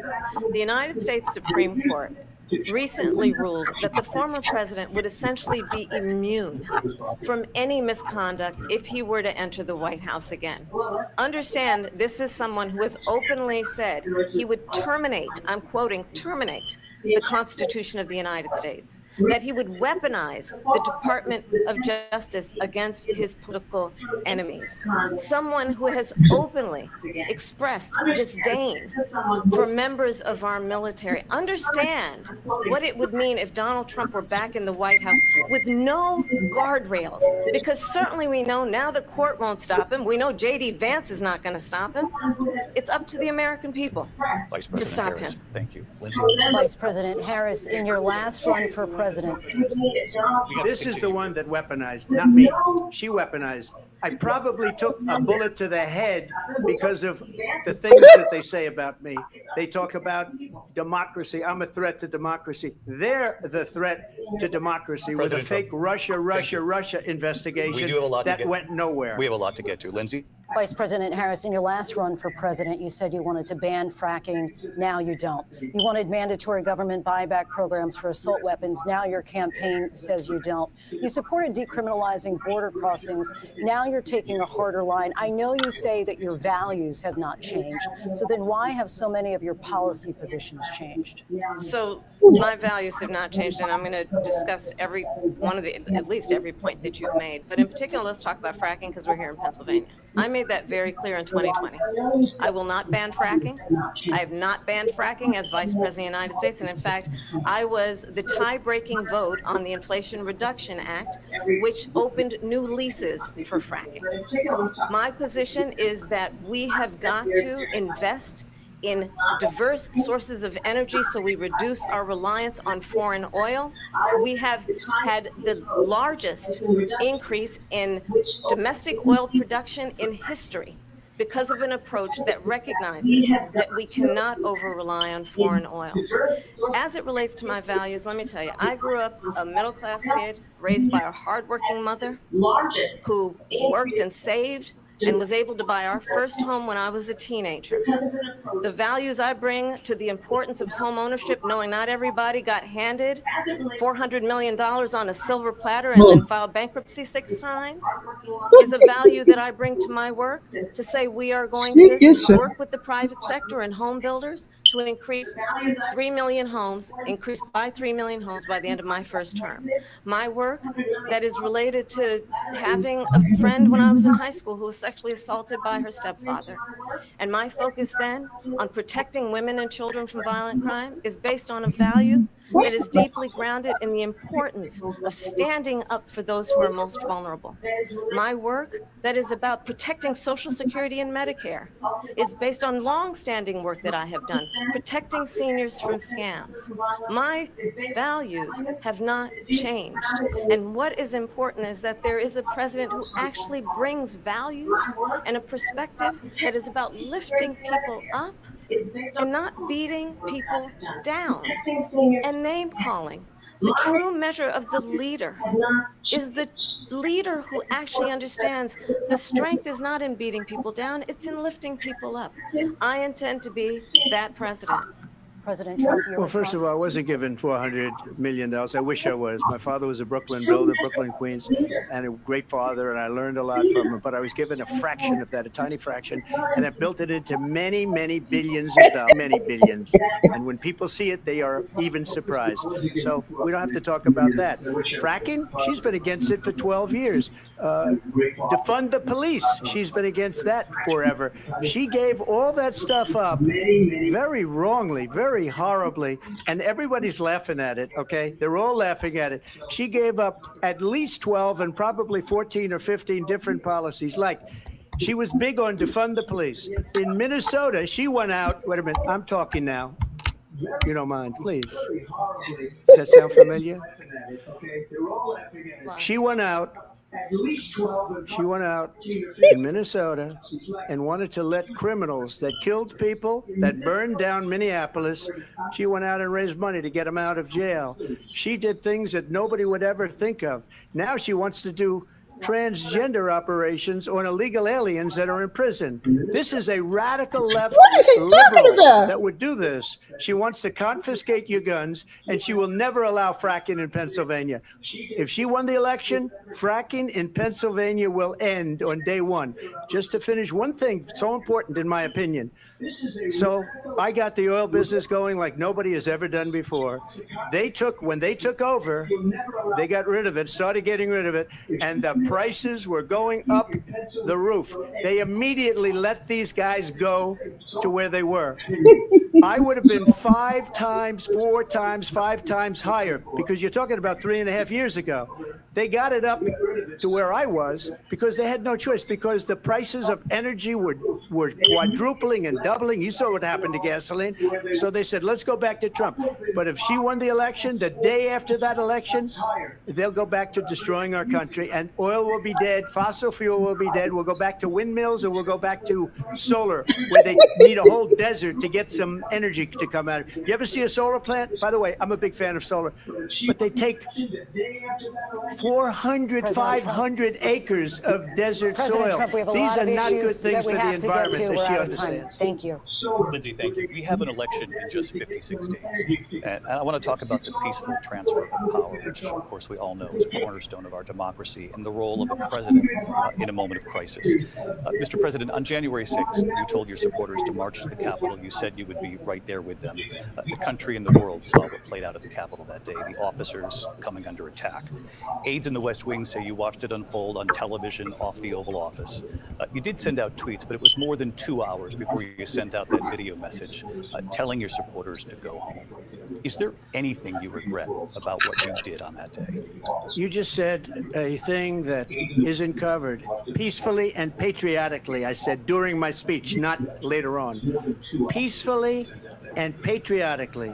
And nobody on the other side was killed.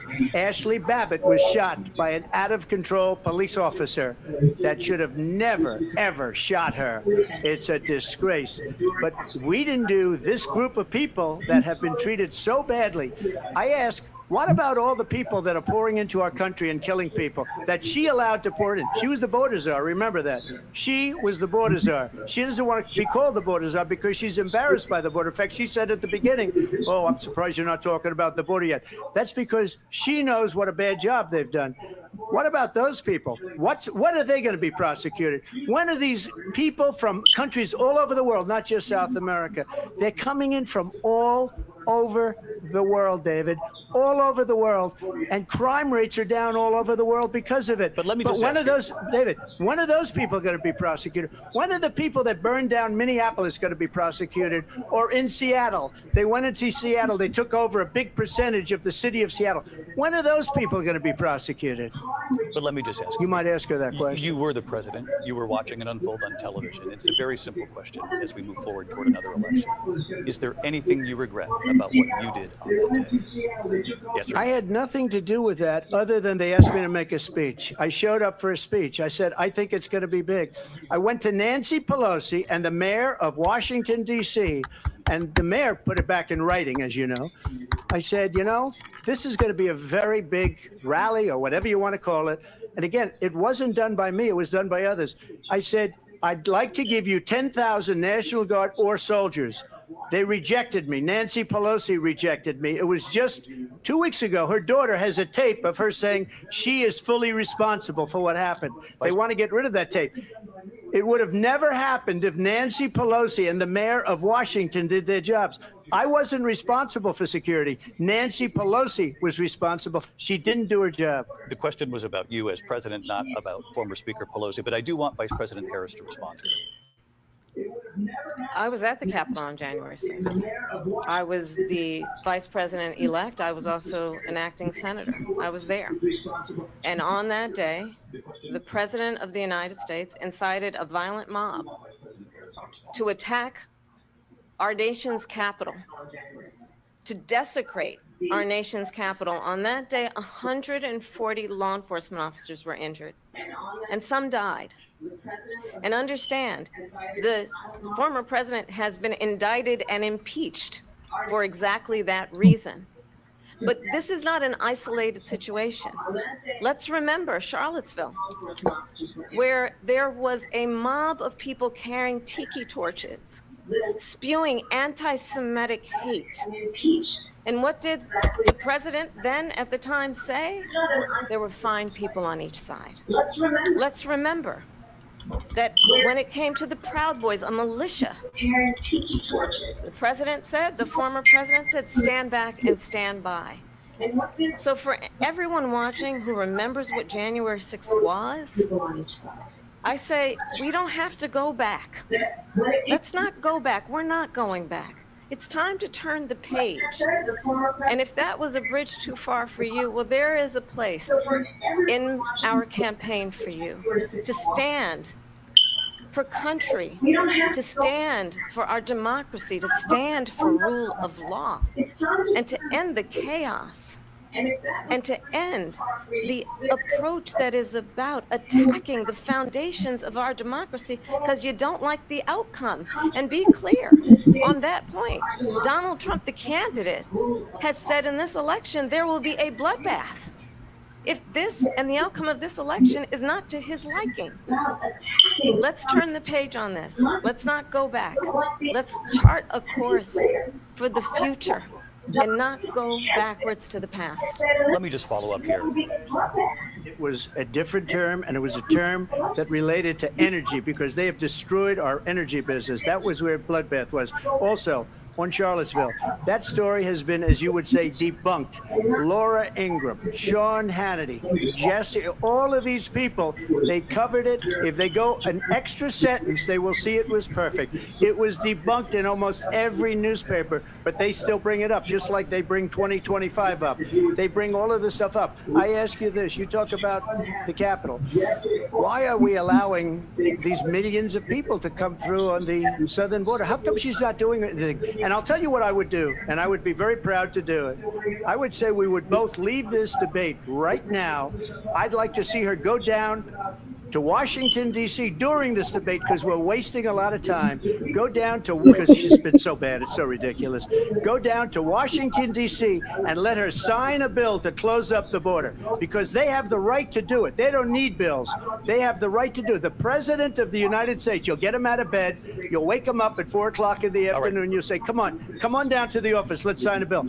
If he signs a bill that the border is closed, all he has to do is say it to the Border Patrol, who are phenomenal. If they do that, the border is closed. Mr. Those President, people are killing many people, unlike J6. We talked immigration here tonight. I do want to focus on this next issue to both of you, because it really brings us this into focus, truth in these times that we're living in. Mr. President, for 3.5 years after you lost the 2020 election, you repeatedly falsely claimed that you won, many times saying you won in a landslide.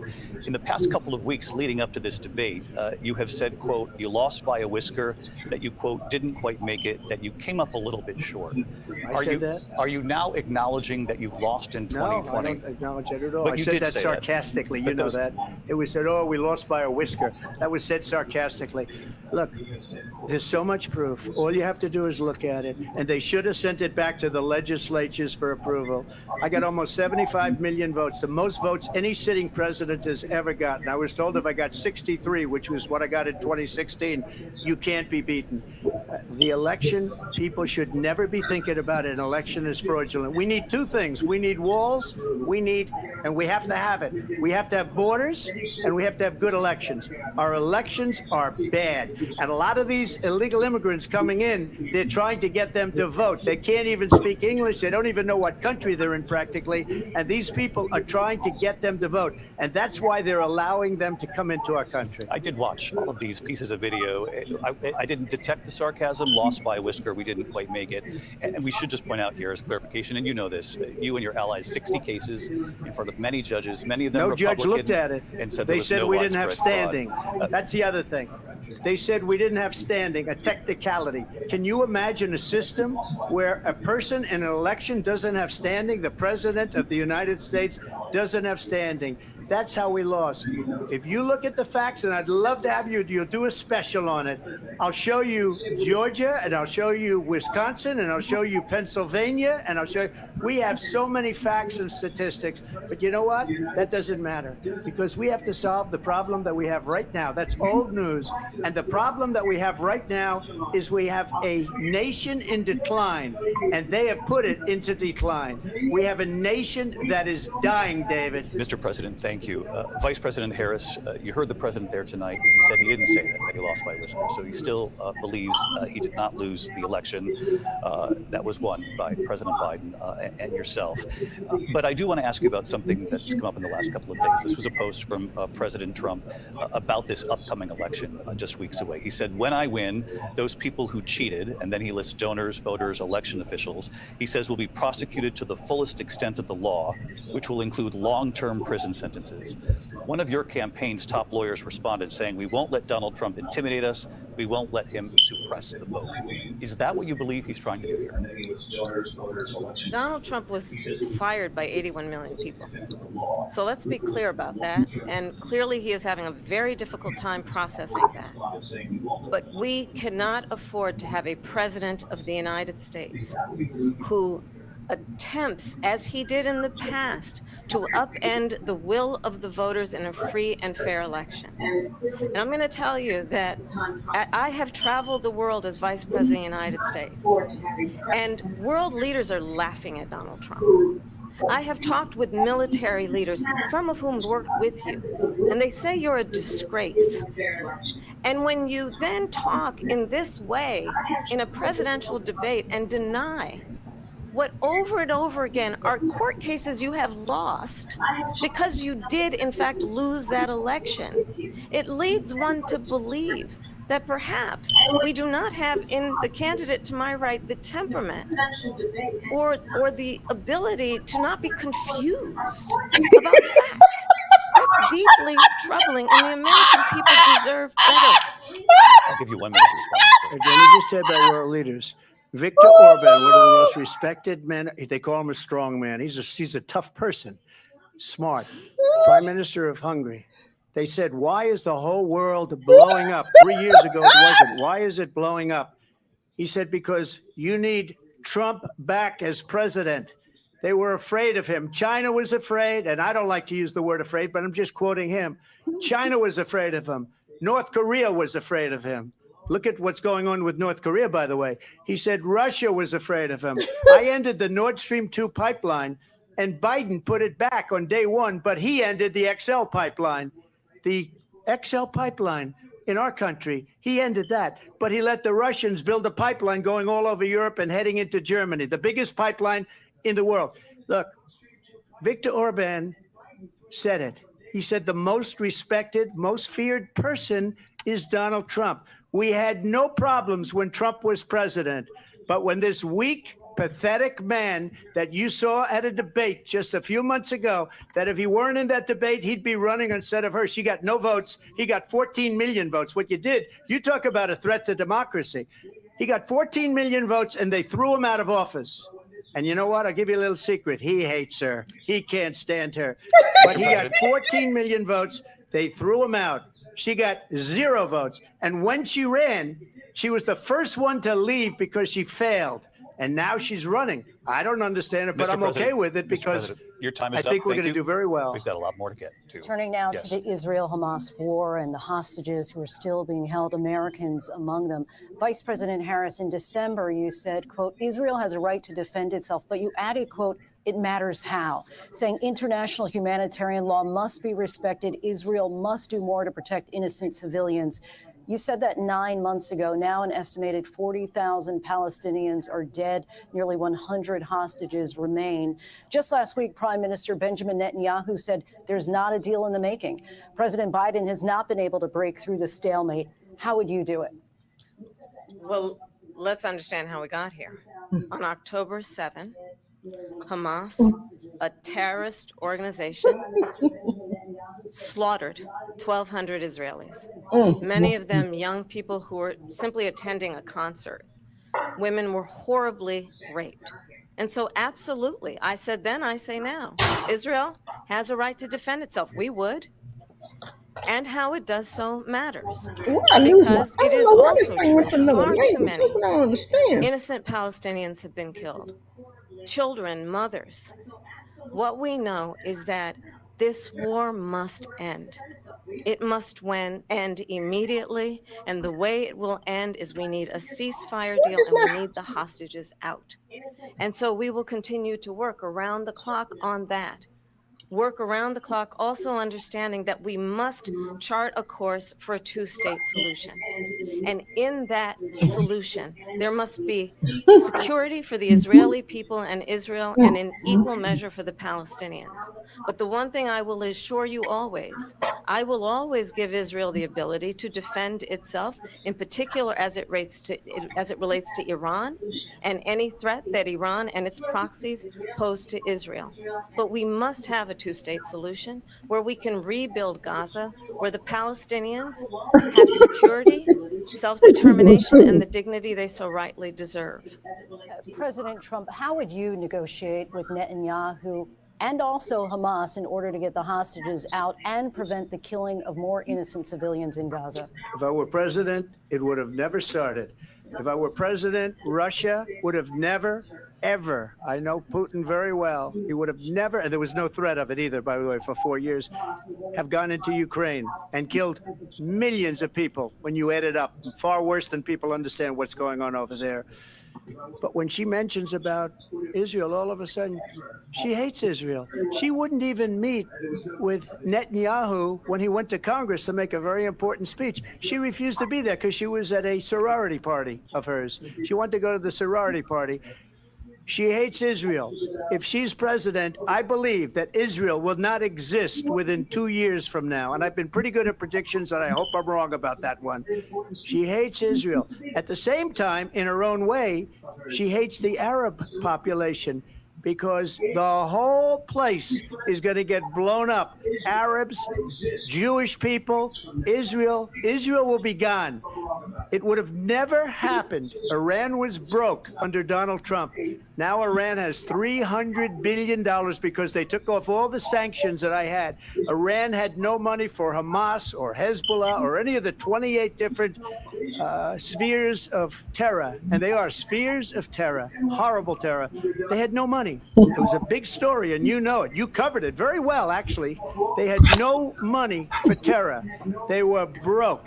Now they're a rich nation, and now what they're doing is they're spreading that money around. Look at what's happening with the Houthis and Yemen. Look at what's going on in the Middle East.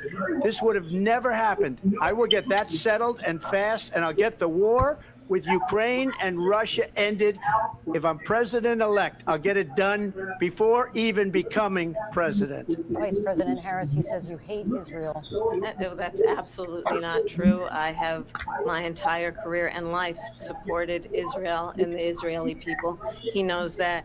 He's trying to, again, divide and distract from the reality, which is it is very well known that Donald Trump is weak and wrong on national security and foreign policy. It is well known that he admires dictators, wants to be a dictator on day one, according to himself. It is well known that he said of Putin that he can do whatever the hell he wants and go into Ukraine. It is well known that he said when Russia went into Ukraine, it was brilliant. It is well known he exchanged love letters with Kim Jong-un. And it is absolutely well known that these dictators and autocrats are rooting for you to be president again because they're so clear. They can manipulate you with flattery and favors. And that is why so many military leaders who you have worked with have told me you are a disgrace. That is why we understand that we have to have a president who is not consistently weak and wrong on national security, including the importance of upholding and respecting in highest regard our military. Vice President Harris, thank you. And she's the one that caused it. That's weak on national security by allowing every nation last month for the year, 168 different countries sending people into our country. Their crime rates are way down. Putin endorsed her last week, said, I hope she wins. And I think he meant it because what he's gotten away with is absolutely incredible. It wouldn't have happened with me. The leaders of other countries think that they're weak and incompetent, and they are. They're grossly incompetent. And I just ask one question. Why does Biden go in and kill the Keystone Pipeline and approve the single biggest deal that Russia's ever made, Nord Stream 2, the biggest pipeline anywhere in the world going to Germany and all over Europe? Because they're weak and they're ineffective. And Biden, by the way, President gets paid Trump, a lot of money. Thank you. We have a lot of issues to get to. We'll be right back with much more of this historic ABC News presidential debate from the National Constitution Center right here in Philadelphia. Oh, no.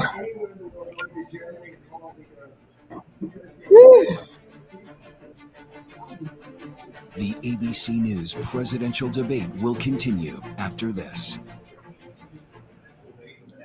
This PBS News presentation is made possible by Consumer Cellular. This is Sam. How may I help you?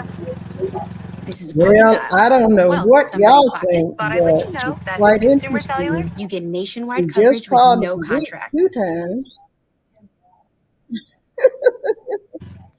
and by the Corporation for Public And, Broadcasting and by let's contributions to see. your PBS station from viewers like you. Thank you. Man. She's There's got so a much few times divisiveness here. in this country. Heightened tensions, You just have to choose a side. trying to You automatically remember. have to hate the other side. deep divisions. It does get heated. We have big fights. Okay, that's what I was trying to do. She's called him weak 2 times.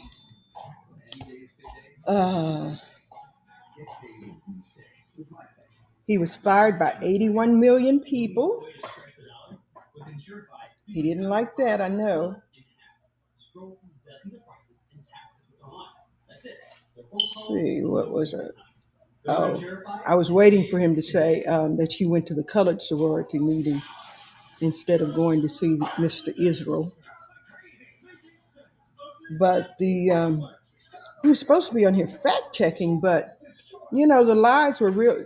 The lies were old lies. There was nothing that was really new that he was trying to lie. I think one of the biggest things is that people need to understand how terrorists work, and terrorists eventually come back to hurt the people. So just know that they eventually come back to hurt the people. Hope you've seen some of the interesting memes that they put out there. Somebody has been catching some good pictures, and they are not muting the mics as much as I thought they were, because they've been able to say a few things to each other, and it hadn't been as bad. And it's quite interesting, the crime rates. I was hoping that as he was talking about the immigration, that she would also talk about how the FBI says the greatest threat to American democracy and just America is domestic crime.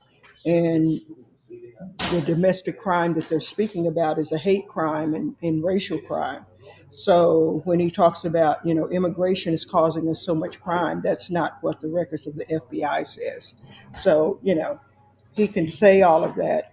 I haven't seen stats on the immigration crime, but I don't think it's what it's said to be. Like he says, not saying there's not some, there is some. And he didn't say they were taking black jobs. He said they were taking African American jobs. So I guess that's different. I don't know. But nonetheless, I'm sure they'll be back in a minute. It's been quite entertaining, and she's been holding her own. And let's see, it's been what? Oh, what has that been, an hour now?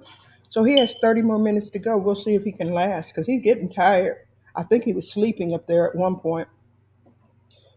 But yeah, he was losing it.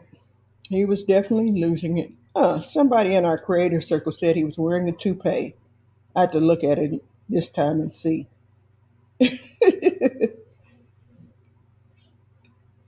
And one fact, I have to print this out.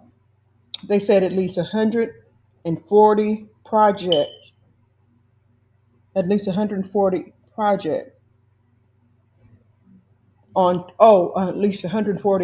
2025 authors on Project 2025 are Trump's aides or advisors. So he don't know anything about it. He hadn't even read it, but 140 of the people who have worked for him in some manner are his advisors. So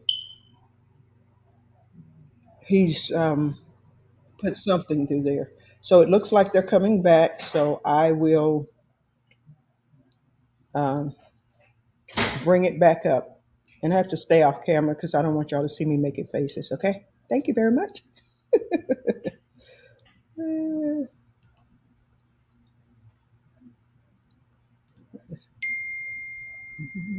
Their democracy, that it's in America's best interest to do so, arguing that if Putin wins, he may be emboldened to move even further into other countries. You have said you would solve this war in 24 hours. You said so just before the break tonight. How exactly would you do that? And I want to ask you a very simple question tonight. Do you want Ukraine to win this war? I want the war to stop. I want to save lives that are being uselessly, people being killed by the millions. It's the millions. It's so much worse than the numbers that you're getting, which are fake numbers. Look, we're in for 250 billion or more because they don't ask Europe, which is a much bigger beneficiary to getting this thing done than we are. They're in for $150 billion less because Biden and you don't have the courage to ask Europe like I did with NATO. They paid billions and billions, hundreds of billions of dollars when I said, either you pay up or we're not going to protect you anymore. So that's maybe one of the reasons they don't like me as much as they like weak people. But you take a look at what's happening. We're in for 250 to 275 billion. They're into 100 to 150. They should be forced to equalize. With that being said, I want to get the war settled. I know Zelensky very well, and I know Putin very well. I have a good relationship, and they respect your president, okay? They respect me. They don't respect Biden. How would you respect him? Why? For what reason? He hasn't even made a phone call in 2 years to Putin, hasn't spoken to anybody. They don't even try and get it. That is a war that's dying to be settled. I will get it settled before I even become president. If I win, when I'm president-elect, and what I'll do is I'll speak to one, I'll speak to the other, I'll get them together. That war would have never happened. And in fact, when I saw Putin after I left, unfortunately left because our country has gone to hell. But after I left, when I saw him building up soldiers, he did it after I left. I said, oh, he must be negotiating. It must be a good, strong point of negotiation. Well, it wasn't, because Biden had no idea how to talk to him. He had no idea how to stop it. And now you have millions of people dead, and it's only getting worse, and it could lead to World War III. Don't kid yourself, David.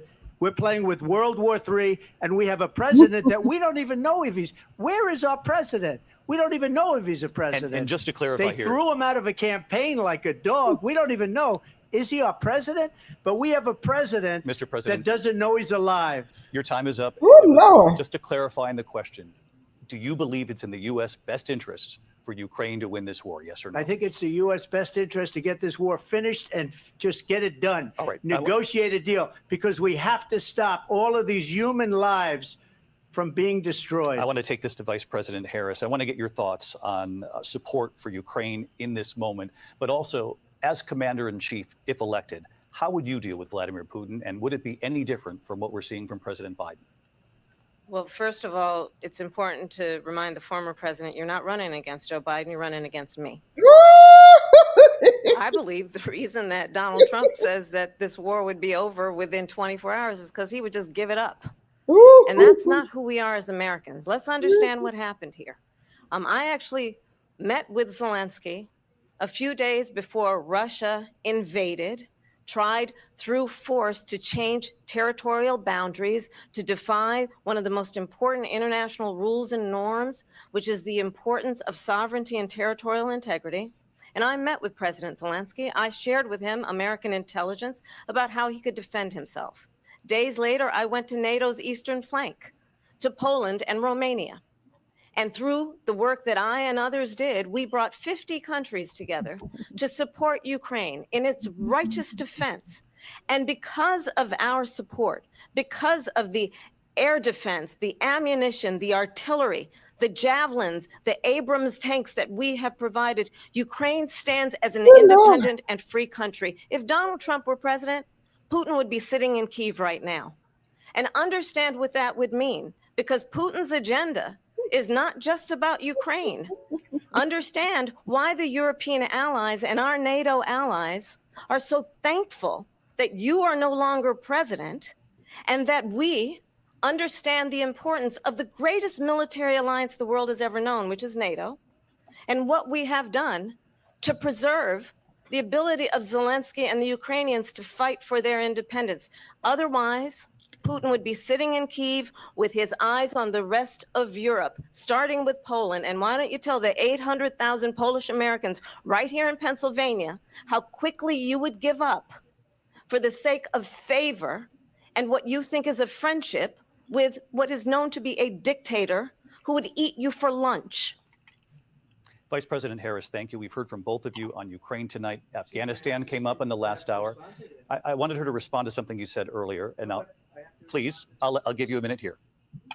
Putin would be sitting in Moscow, and he wouldn't have lost 300,000 men and women, but he would have been sitting in Moscow. Quiet, please. He would have been sitting in Moscow, much happier than he is right now. But eventually, you know, he's got a thing that other people don't have. He's got nuclear weapons. They don't ever talk about that. He's got nuclear weapons. Nobody ever thinks about that. And eventually, maybe he'll use them, and maybe he hasn't been that threatening, but he does have that. Something we don't even like to talk about. Nobody likes to talk about it. But just so you understand, they sent her to negotiate peace before this war started. 3 days later, he went in and he started the war, because everything they said was weak and stupid. They said the wrong things. That war should have never started. She was the emissary. They sent her in to negotiate with Zelensky and Putin, and she did. And the war started 3 days later. And that's the kind of talent we have with her. She's worse than Biden. In my opinion, I think he's the worst president in the history of our country. She goes down as the worst vice president in the history of our country. But let me tell you something. She is a horrible negotiator. They sent her in to negotiate. As soon as they left, Putin did the invasion. President Trump, thank you. You did bring up something. You said she went to negotiate with Vladimir Putin. Vice President Harris, have you ever met Vladimir Putin? Can you clarify tonight? Yet again, I said it at the beginning of this debate, you're going to hear a bunch of lies coming from this. And that is another one. When I went to meet with President Zelensky, I've now met with him over 5 times. The reality is it has been about standing as America always should, as a leader upholding international rules and norms, as a leader who shows strength, understanding that the alliances we have around the world are dependent on our ability to look out for our friends and not favor our enemies because you adore strongmen instead of caring about democracy.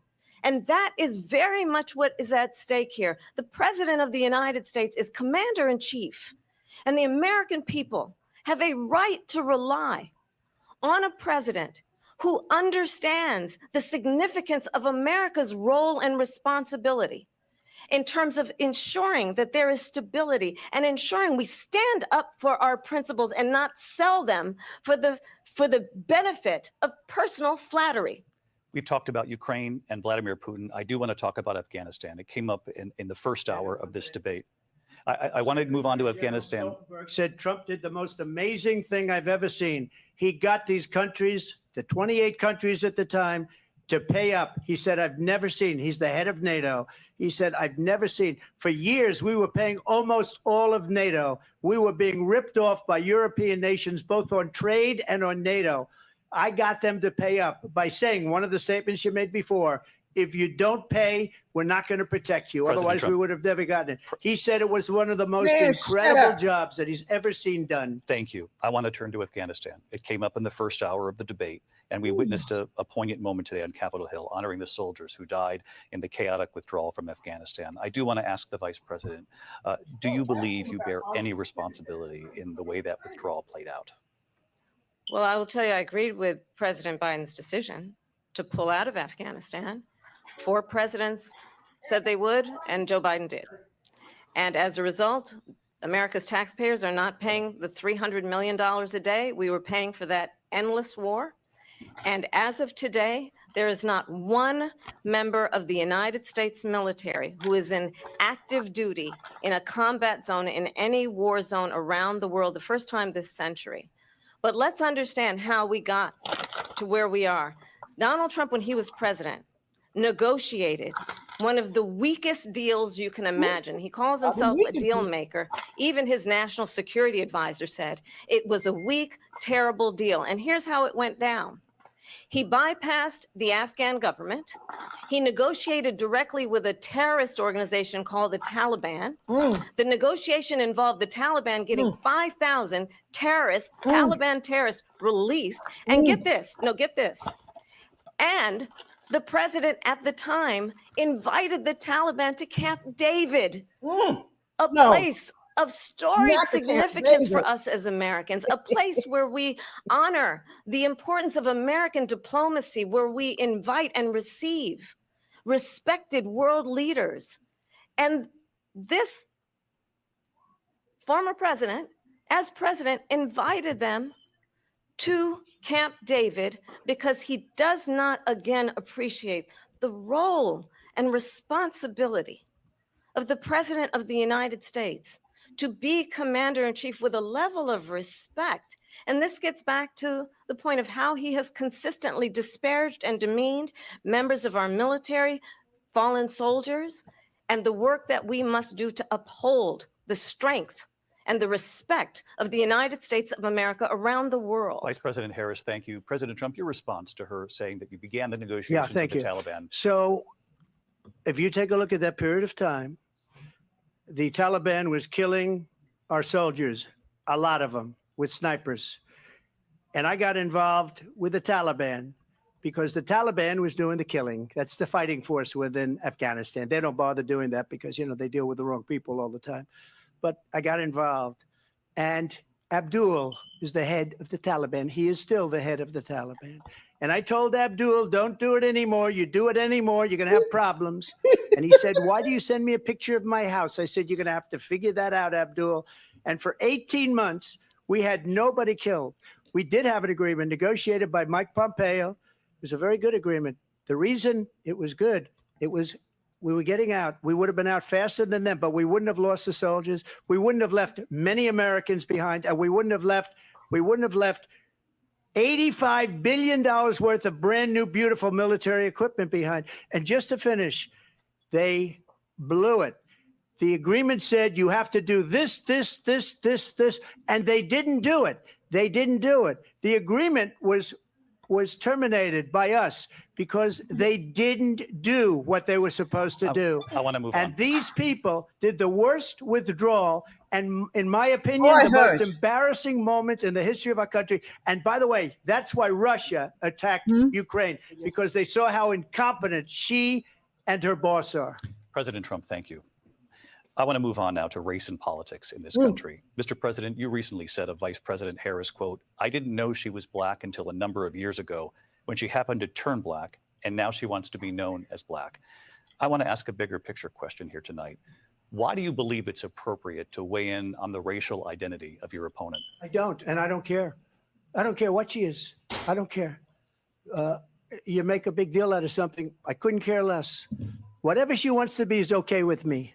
But those were your words. So I'm I asking. don't know. I mean, all I can say is I read where she was not black, that she put out, and I'll say that. And then I read that she was black, and that's okay. Either one was okay with me. That's up to her. That's up to her. Vice President Harris, your thoughts on this?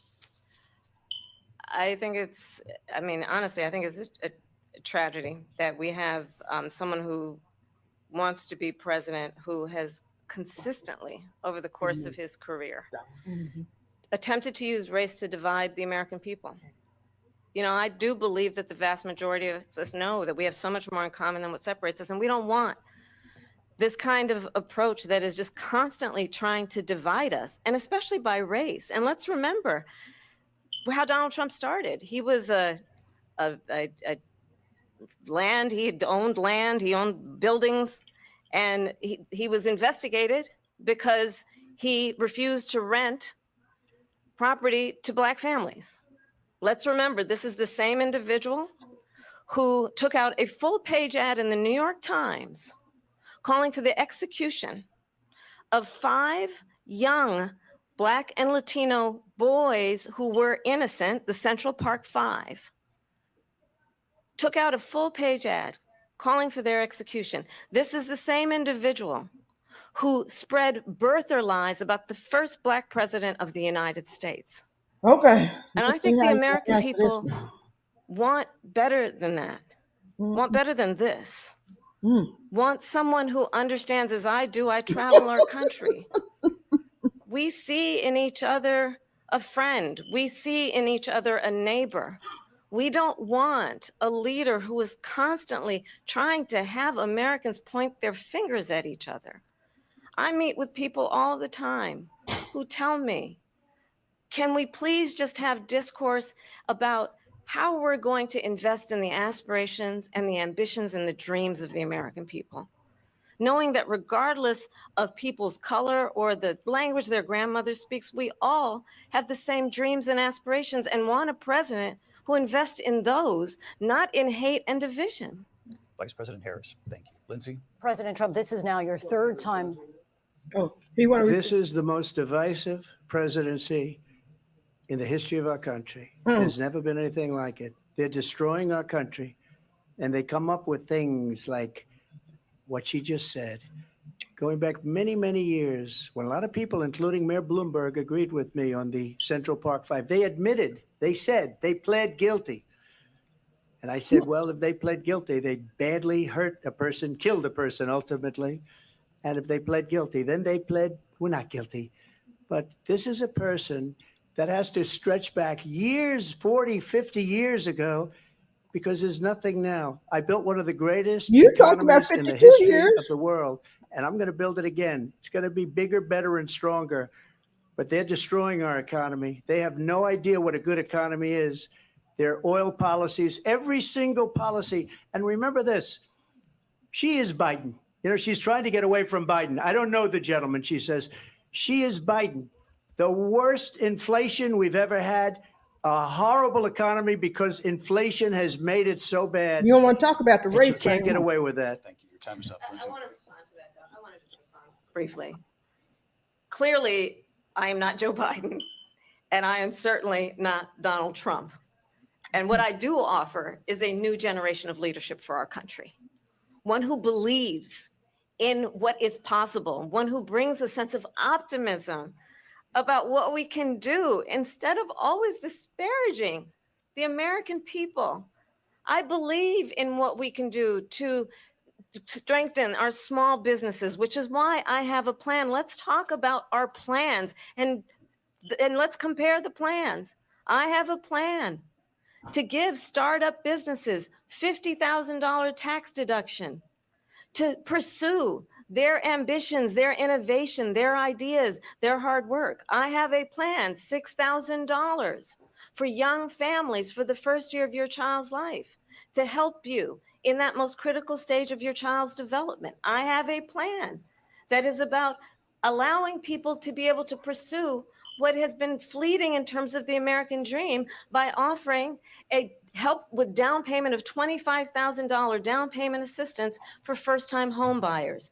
That's the kind of conversation, I believe, David, that people really want tonight, as opposed to a conversation that is constantly about belittling and name calling.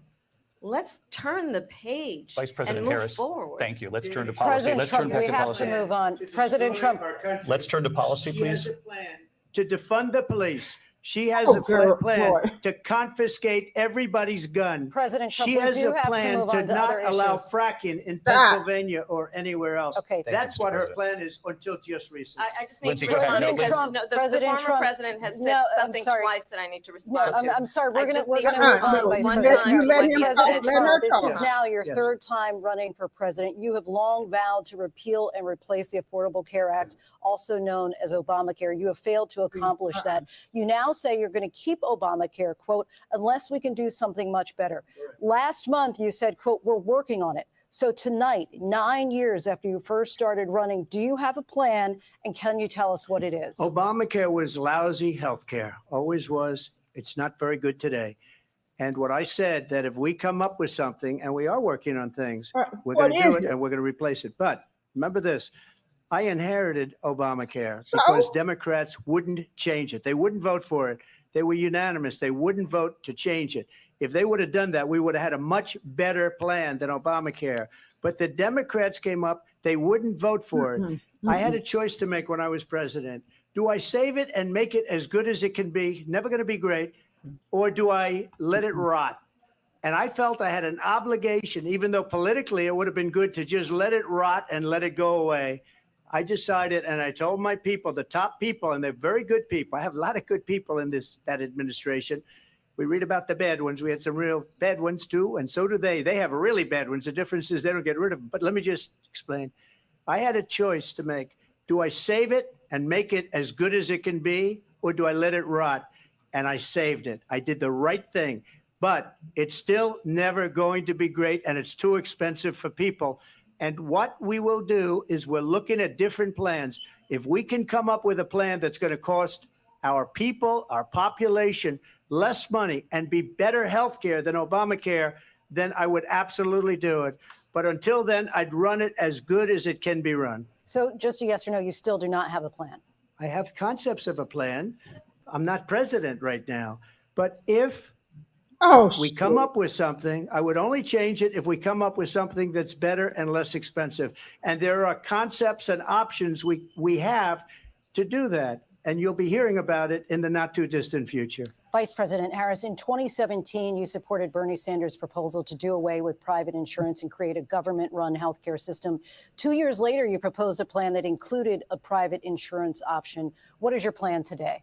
Well, first of all, I absolutely support, and over the last 4 years as vice president, private healthcare options. But what we need to do is maintain and grow the Affordable Care Act. But I'll get to that, Lindsay. I just need to respond to a previous point that the former president has made. I've made very clear my position on fracking. And then this business about taking everyone's guns away. Tim Walz and I are both gun owners. We're not taking anybody's guns away. So stop with the continuous lying about this stuff. As it relates to the Affordable Care Act, understand, just look at the history to know where people stand. When Donald Trump was president, 60 times he tried to get rid of the Affordable Care Act. 60 times. I was a senator at the time when I will never forget the early morning hours when it was up for a vote in the United States Senate. And the late, great John McCain, who you have disparaged as being, you don't like him, you said at the time, because he got caught. He was an American hero. The late, great John McCain, I will never forget that night, walked onto the Senate floor and said, no, you don't. No, you don't. No, you don't get rid of the Affordable Care Act. You have no plan. And what the Affordable Care Act has done is eliminate the ability of insurance companies to deny people with pre-existing conditions. I don't have to tell the people watching tonight, you remember what that was like? Remember when an insurance company could deny if a child had asthma, if someone was a breast cancer survivor, if a grandparent had diabetes? And thankfully, as I've been vice president and we over the last 4 years have strengthened the Affordable Care Act, we have allowed for the first time Medicare to negotiate drug prices on behalf of you, the American people. Donald Trump said he was going to allow Medicare to negotiate drug prices. He never did. We did. And now we have capped the cost of insulin at $35 a month. Since I've been vice president, we have capped the cost of prescription medication for seniors at $2,000 a year. And when I am president, we will do that for all people, understanding that the value I bring to this is that access to health care should be a right and not just a privilege of those who can afford it. And the plan has to be to strengthen the Affordable Care Act, not get rid of it. Vice President prologue Harris, thank in terms you. of where Donald Trump stands on that. I want to move to an issue that's important for a lot made of a mistake. Number one, John McCain fought Obamacare for 10 years. But it wasn't only him. It were all of the Democrats that kept it going. And you know what? We can do much better than Obamacare, much less money. But she won't improve private insurance for people, private medical insurance. That's another thing she doesn't want to get. People are paying privately for insurance that have worked hard and made money, and they want to have private. She wants everybody to be on government insurance where you wait 6 months for an operation that you need immediately. President Trump, thank you. We have another issue that we'd like to get to that's important for a number of Americans, in particular younger voters, and that's climate change. President Trump, with regard to the environment, you say that we have to have clean air and clean water. Vice President Harris, you call climate change an existential threat. The question to you both tonight is, what would you do to fight climate change? And Vice President Harris, we'll start with you. 1 minute for you each. Well, the former president had said that climate change is a hoax. And what we know is that it is very real. You ask anyone who lives in a state who has experienced these extreme weather occurrences, who now is either being denied home insurance or it's being jacked up. You ask anybody who has been the victim of what that means in terms of losing their home, having nowhere to go. We know that we can actually deal with this issue. The young people of America care deeply about this issue.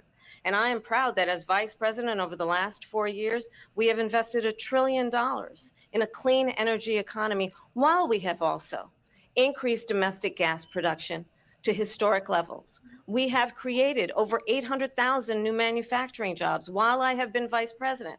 We have invested in clean energy to the point that we are opening up factories around the world. Donald Trump said he was going to create manufacturing jobs. He lost manufacturing jobs.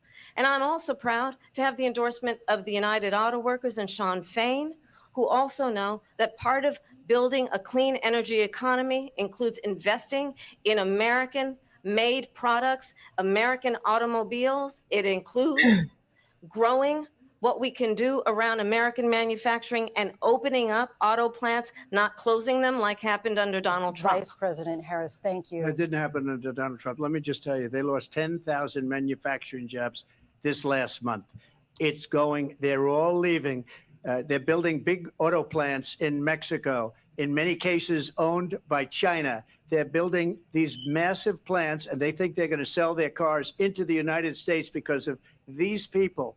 What they have given to China is unbelievable. But we're not going to let that. We'll put tariffs on those cars so they can't come into our country, because they will kill the United Auto Workers and any auto worker, whether it's in Detroit or South Carolina or any other place. What they've done to business and manufacturing in this country is horrible.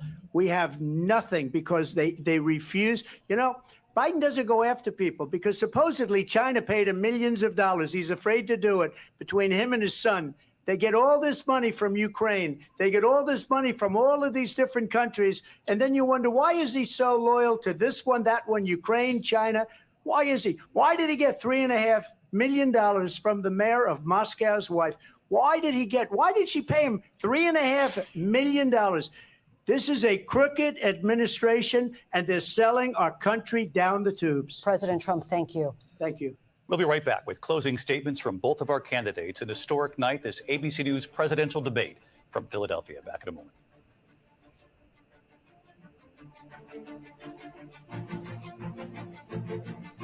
The ABC News presidential debate will continue after this.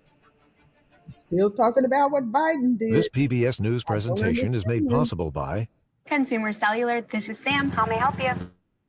He's not running against Biden. Well, somebody's pocket. Thought I'd let you know that with Consumer Cellular, you get nationwide coverage.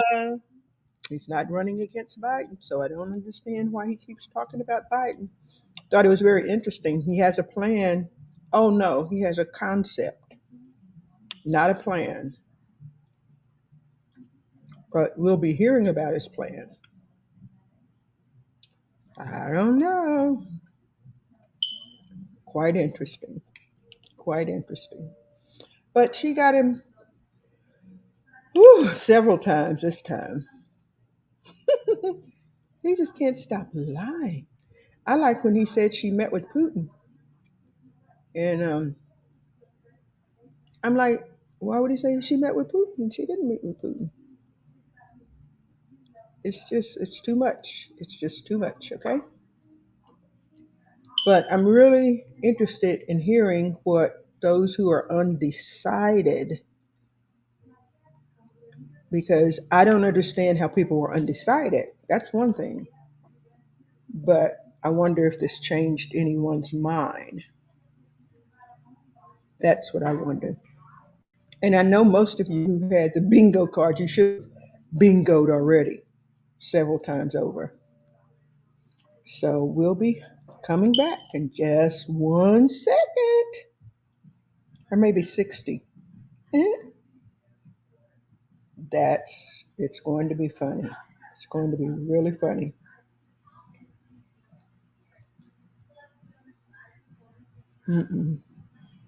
Baltic.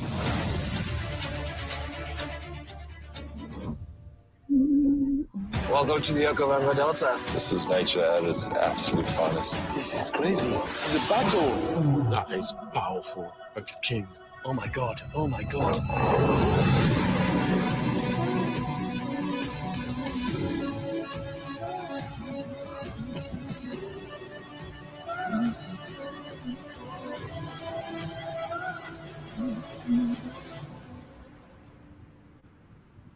Yeah, please vote blue. In the beginning, there have always been those of us looking for stories. Please, blue all the way vote.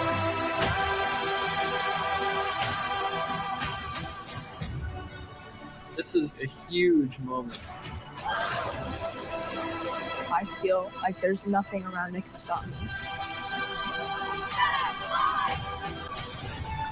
It's your being. It's who you are.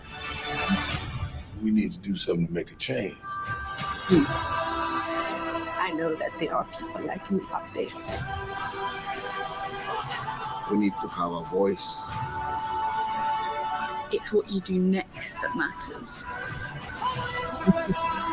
You start to discover a deeper part of yourself. My whole world changed instantly.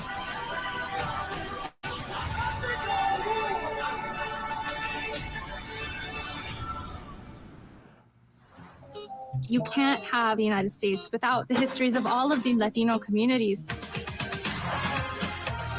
Connection to culture is so important.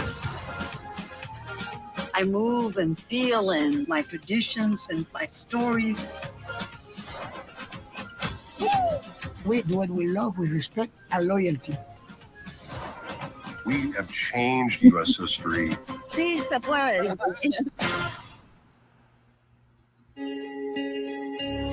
We cover all the angles. We report the facts. We find clarity. PBS is here, delivering the credible, reliable, thoughtful election coverage you need to make informed decisions. PBS, your trusted election source.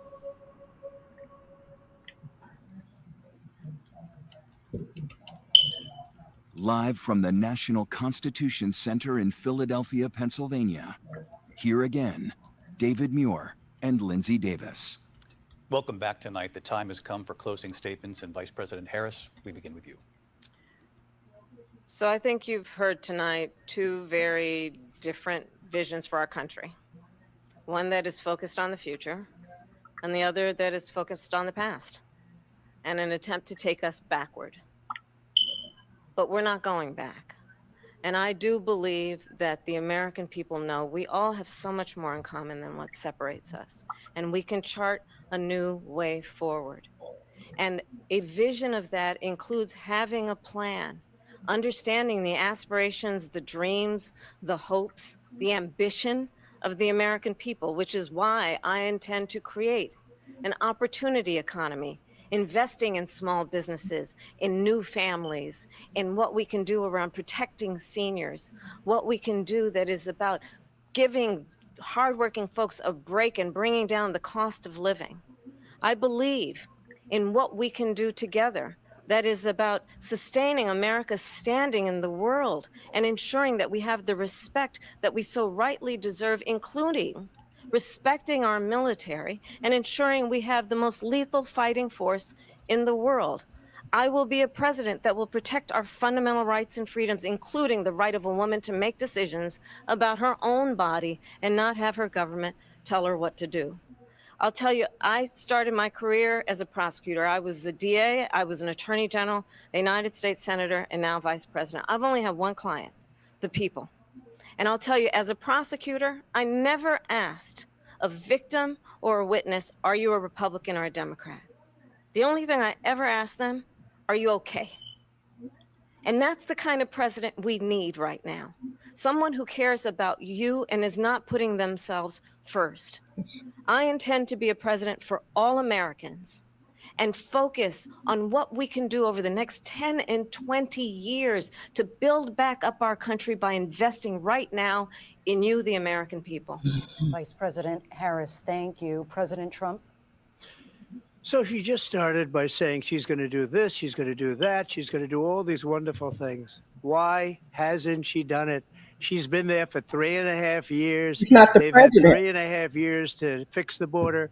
They've had 3.5 years to create jobs and all the things we talked about. Why hasn't she done it? She should leave right now, go down to that beautiful White House, go to the Capitol, get everyone together and do the things you want to do, but you haven't done it and you won't do it because you believe in things that the American people don't believe in. You believe in things like we're not going to frack, we're not going to take fossil fuel, we're not going to do things that are going to make this country strong, whether you like it or not. Germany tried that, and within 1 year, they were back to building normal energy plants. We're not ready for it. We can't sacrifice our country for the sake of bad vision. But I just ask one simple question. Why didn't she do it? We're a failing nation. We're a nation that's in serious decline. We're being laughed at all over the world. All over the world, they're laughed. I know the leaders very well. They're coming to see me. They call me. We're laughed at all over the world. They don't understand what happened to us as a nation. We're not a leader. We don't have any idea what's going on. We have wars going on in the Middle East. We have wars going on with Russia and Ukraine. We're going to end up in a third world war, and it'll be a war like no other because of nuclear weapons, the power of weaponry. I rebuilt our entire military. She gave a lot of it away to the Taliban. She gave it to Afghanistan. What these people have done to our country, and maybe toughest of all, is allowing millions of people to come into our country. Many of them are criminals, and they're destroying our country. The worst president, the worst vice president in the history of our country. President Trump, thank you. And that is our ABC News presidential debate from here in Philadelphia at the National Constitution Center. I'm Lindsay Davis. And I'm David Muir. Thank you for watching here in the U.S. and all over the world, and from all of us here at ABC News. Good night. And that is the end of the first presidential debate between these two candidates, Vice President Kamala Harris and former President Donald Trump. Also likely the only debate we will see between these two candidates. We have been watching alongside our full team of analysts, and of course. Well. The second official debate of 2024 in the first debate match up between Vice President Kamala Harris and former President Donald Trump has just ended. We are stepping into the hashtag Black Women Lead after debate spin room with Norvasy Flint, who's the president of All Above All Action Fund, our very own Judith Brown Dianis from the Advancement Project Action Fund, and is she here yet? I don't see it. So, and Joy Cheney is back from the priest from Joy Strategies. Okay, everyone, I'm going to end my. So, I hope you enjoyed. Let me be articulate in like asking a question. But wait. Before you do, this is what young people do.